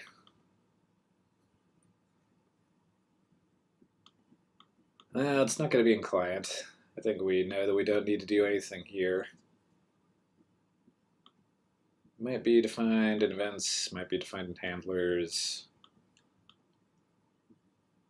Might be evident from the app itself.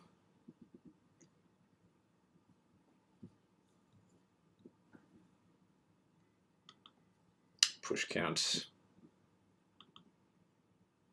reframe, subscribe to the app push count, or just make it 0 if there's nothing in there. App push count's located here.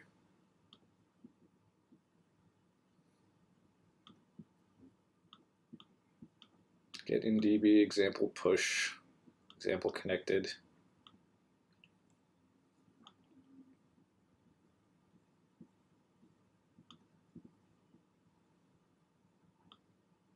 That comes from here.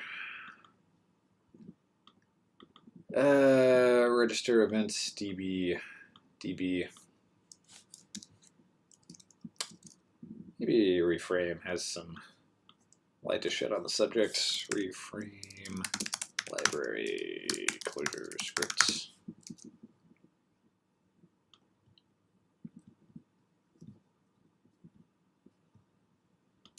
Docs is available here.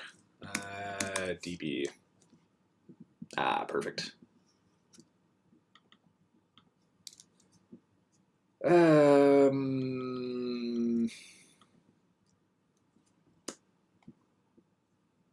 What are effects? New database.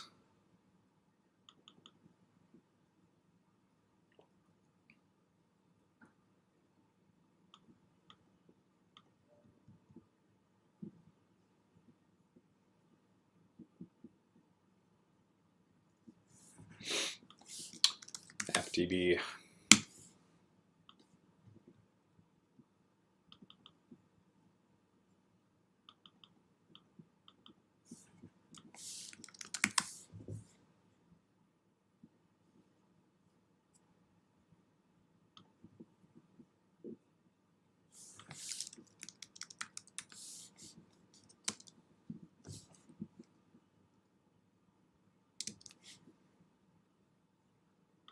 Mental model omnibus.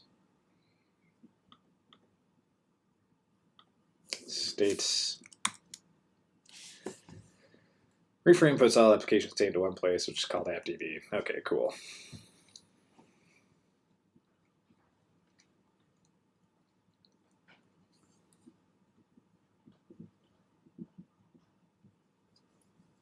All right, so db just means state.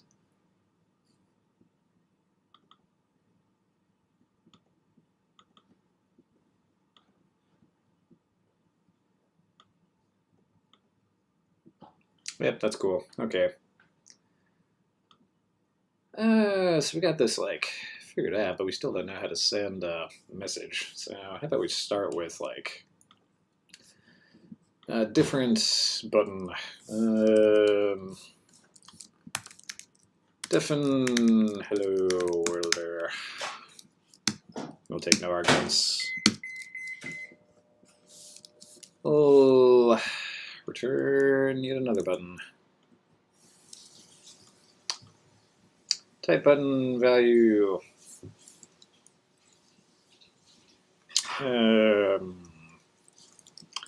Send a Bowie lyric.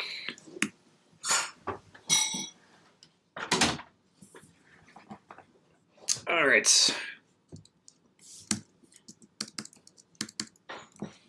Yep, on click, reframe, dispatch, new events, app, make Bowie quote. All right, now we need to go back to our events, yeah? Register events to the DB. All right.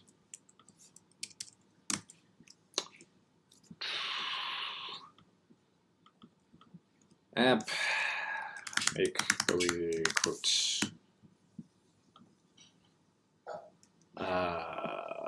Yep, okay. Update in, which I think just takes a path. Bowie quotes. Hello. Bowie and Jack is a real cool cat. Expected function received string. Yeah, that's okay. we can just make an anonymous function which returns a string. String is not a function.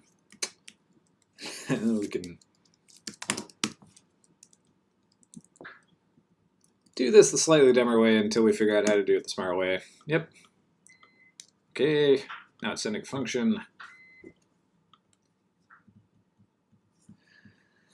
Okay, so here we're just updating app state. Okay, so this is helping me understand a little better what's going on here. It seems we have some kind of like reframe app states, and I think when the app state changes is the point when we like actually send the message to the backend server. And we have a state watcher. Key atom old state new states.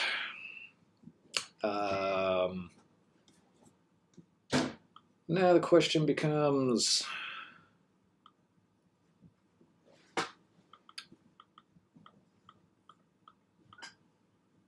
having updated the state on the client, how do you send that? Stringify JSJSON.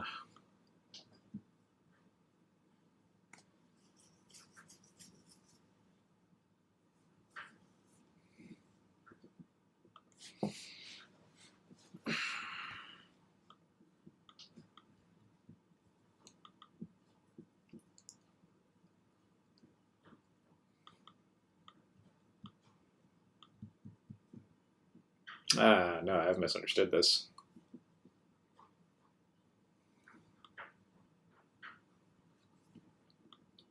All right, guys, need to take a quick break. Will Crick. I'll be back in a second.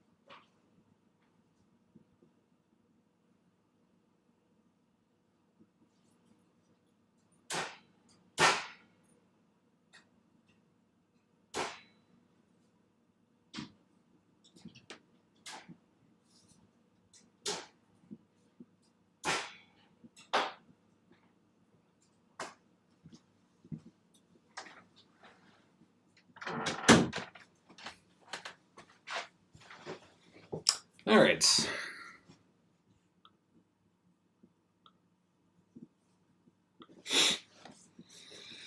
I think I had to, or I thought I had to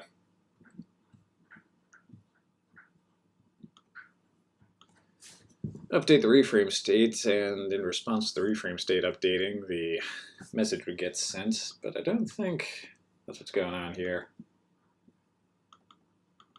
Okay.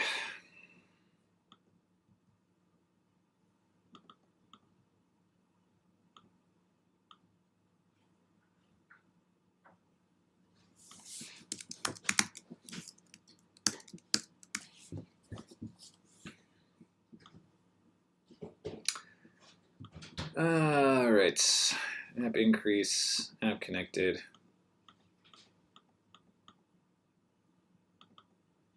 Yeah, these are all events being received from the backend.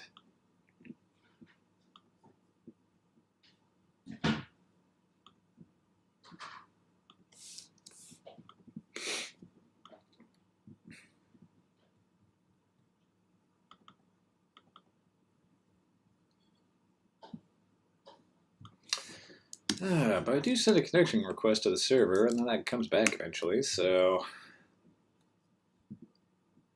but it's... Now, what does this actually do?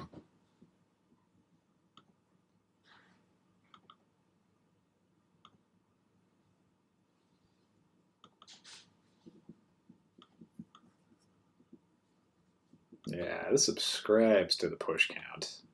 So...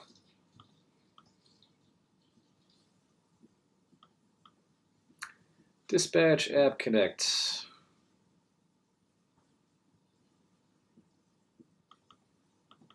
That starts the client.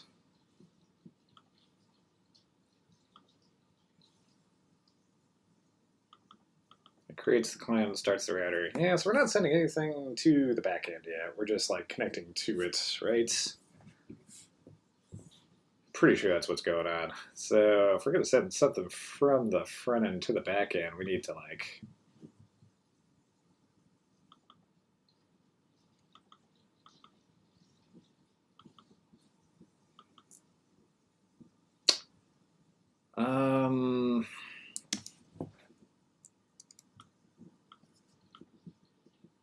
let me do that from scratch. Okay, so 11:37.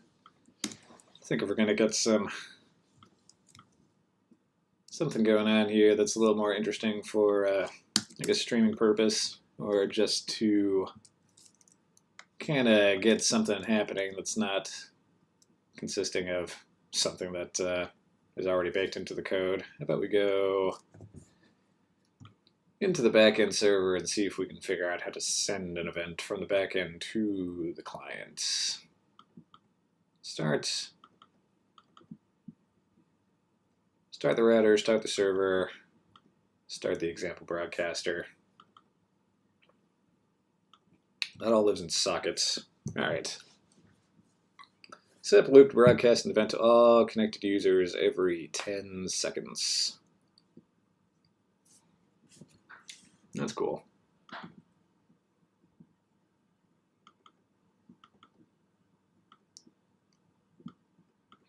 All right, so send to anybody who is connected this thing.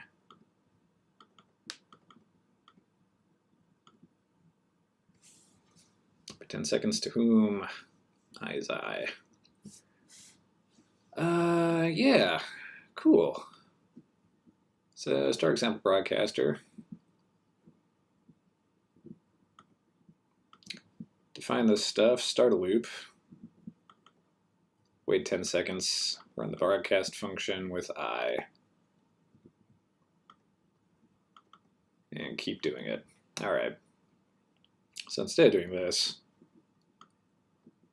instead of deleting it outright, how about we just comment it so we can have it as reference? How about we instead send a string, man. Send a string. I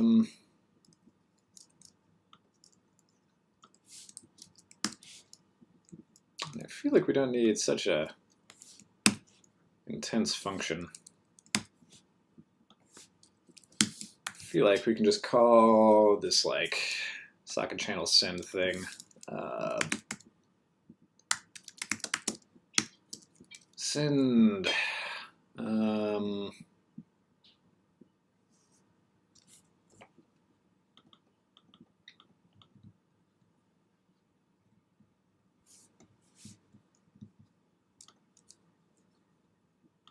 although we do need to find this UUIDs thing, because that's going to be an array of like anyone who's connected, right? So we do need to open up a lib block. We do need to define our UUIDs as anybody who's connected.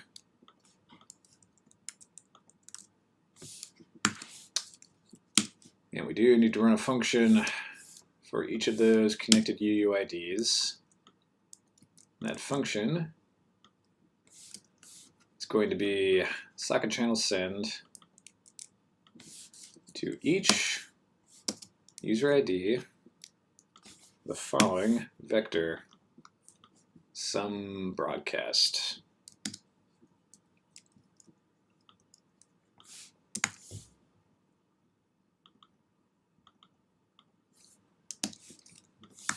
What is some?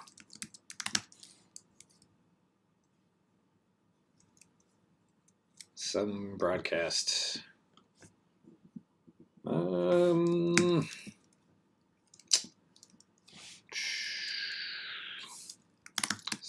broadcast. And we can send it a map, which becomes JSON eventually. Your Dewey lyric of the day. Halloween Jack is a real cool cat.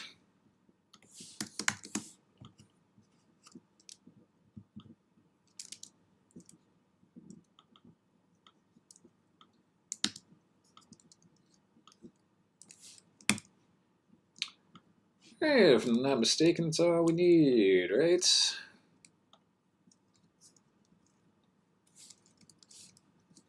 I think we got one form too many. Let's just get rid of that real quick. All right.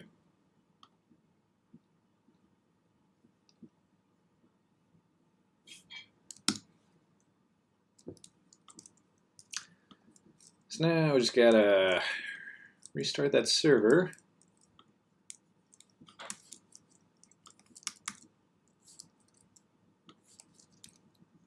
We should be good, right?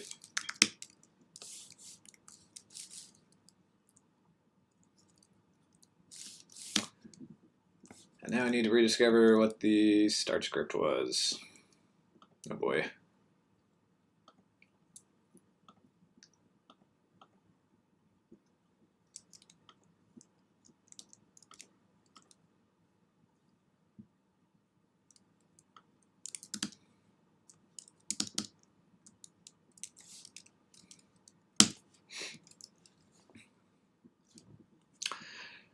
All right.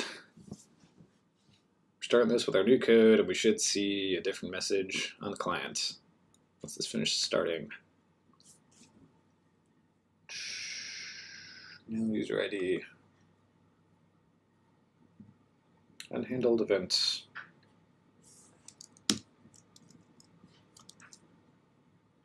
Yeah, it's okay for the time being. We can just get our data back.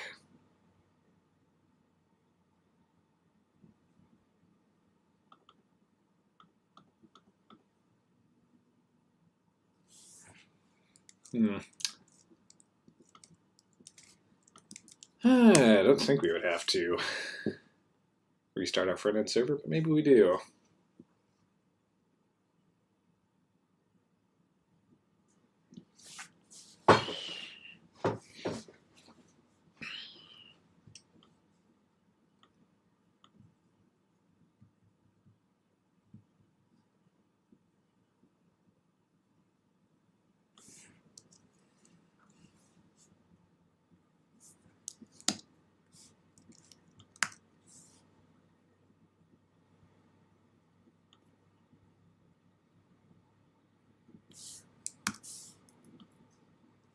Stale outputs, configuring build, compiling. Build completes. Refresh the page, connect to the server. Unhandled event.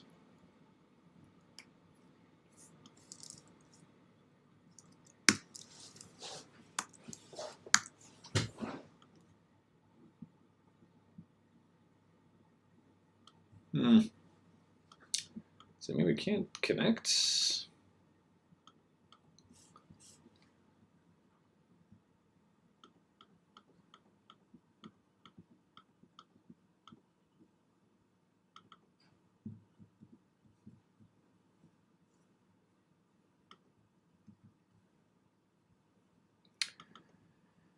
And we define this like broadcast function.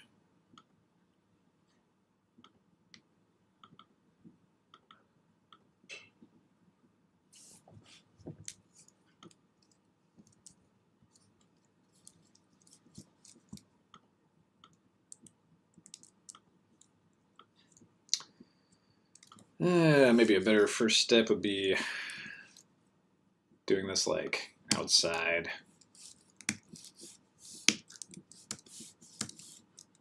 Or rather, like not trying to like send a custom message yet, but trying to send like that same message we had before, but just with like custom data. Yeah, that's a better baby step. So before we had in this loop, we had like all the UUIDs, and then we were like looping over every 10 seconds and increasing I, but there seems to be something amiss.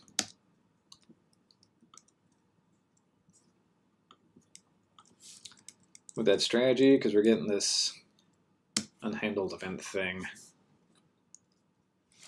WebSocket ping.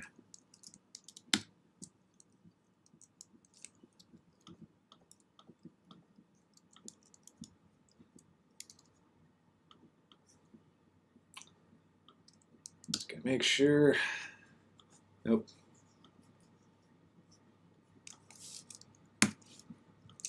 One paren too many. Sorry, closure. Unmatched delimiter.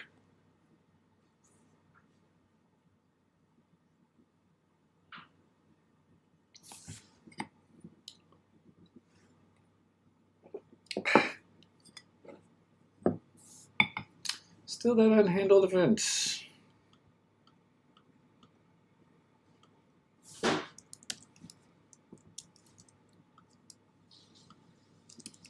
Didn't change anything in here, did I? I don't think so.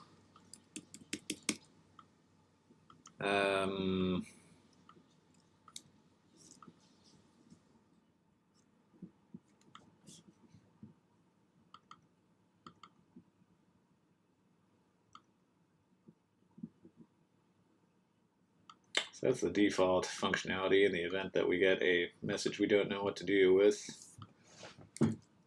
ID, data, and events.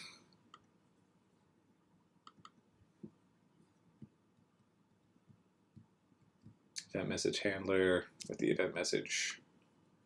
I wonder.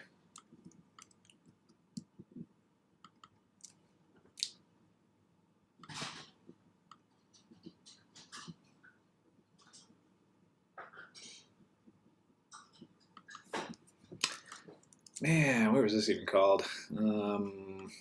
It's called a main. Star example broadcaster.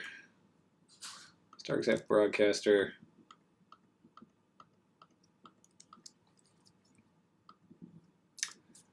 Now wondering if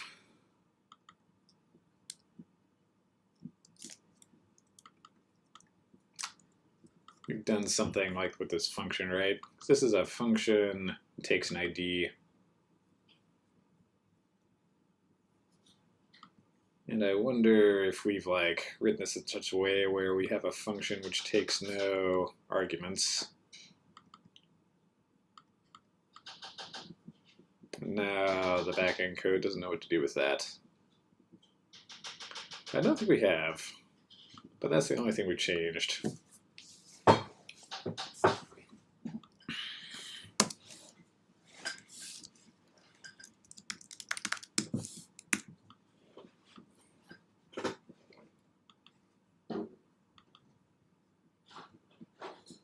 We didn't change anything up here.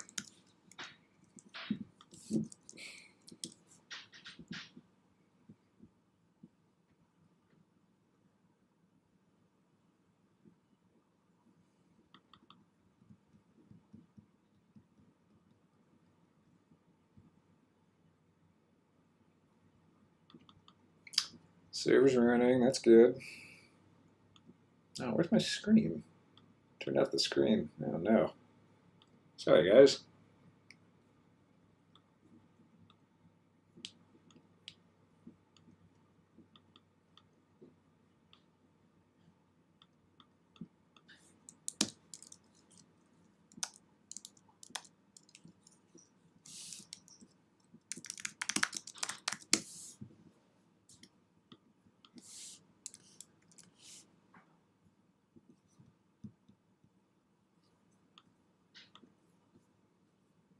nil user ID.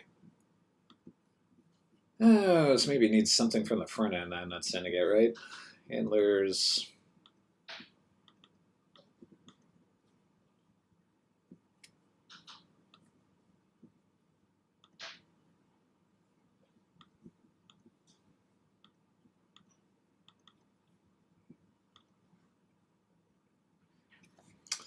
I don't think I've changed anything back here.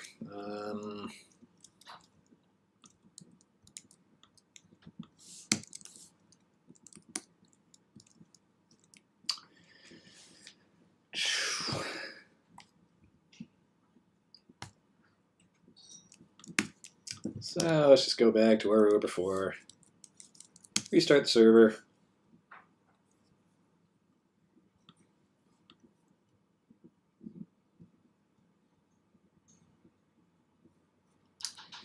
And see if we can get it working again.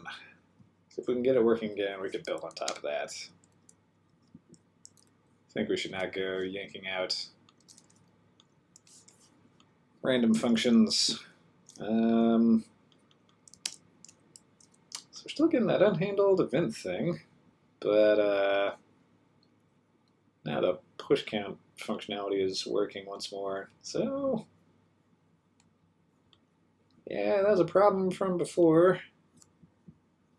Now what I want to do is I want to like write a new function kind of based off of this.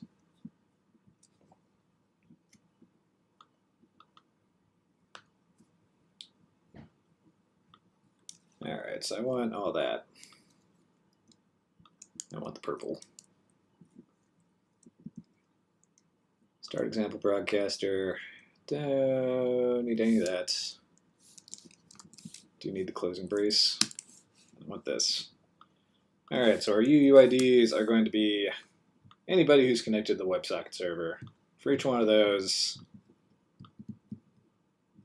print line the user ID, which we don't have, but send to each user ID a different broadcast. Bowie quote Halloween Jack is a real cool cat.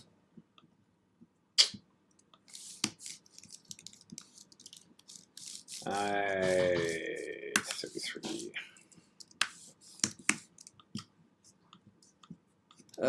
Start other example broadcaster. Alright, alright. But where was that called from? That was called from main. Yep. Sockets. Start other example broadcaster. And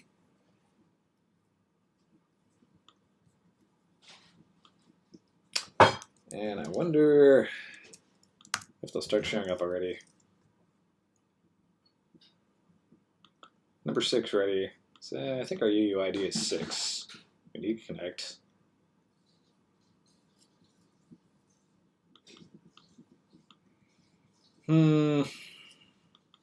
Okay, cool.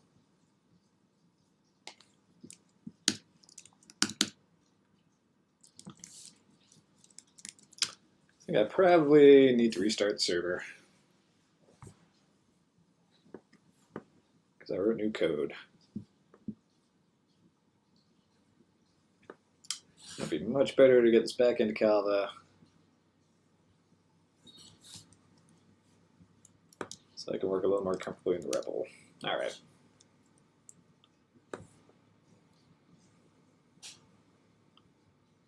Push data's log to the console.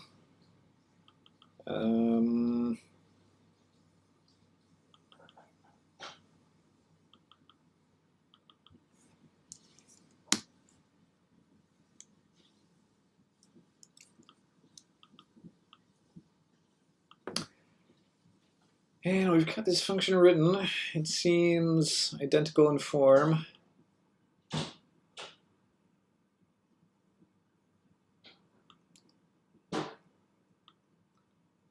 What we had before, and yet it's not giving us nothing. So there's the next thing to figure out.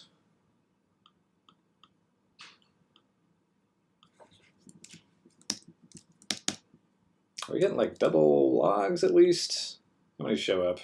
Gotta wait 10 seconds, I suppose. But if we get a double log, which we didn't, we got a single log. That's too bad. Okay. So at least we got this running. We got a WebSocket server up in the first place. We got it to like send and receive messages. So, I mean, that's like a lot further than we were yesterday, right? So we can get this running locally, and now the task at hand is to figure out how to kind of get beyond this like basic-ish code and start sending the messages that we want to send, which is the actual literal game state. So 12 o'clock, I'm going to start the stream from here. But anyway, you can look forward to that later.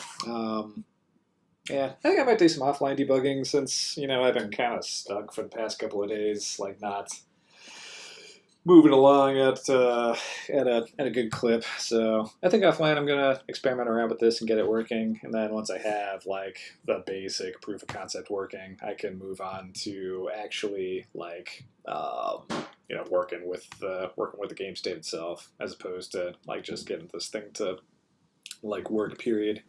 So you can look forward to that later. Signing off for now. Yep, see you, Cliff. I'll see you next time. Thanks for stopping by.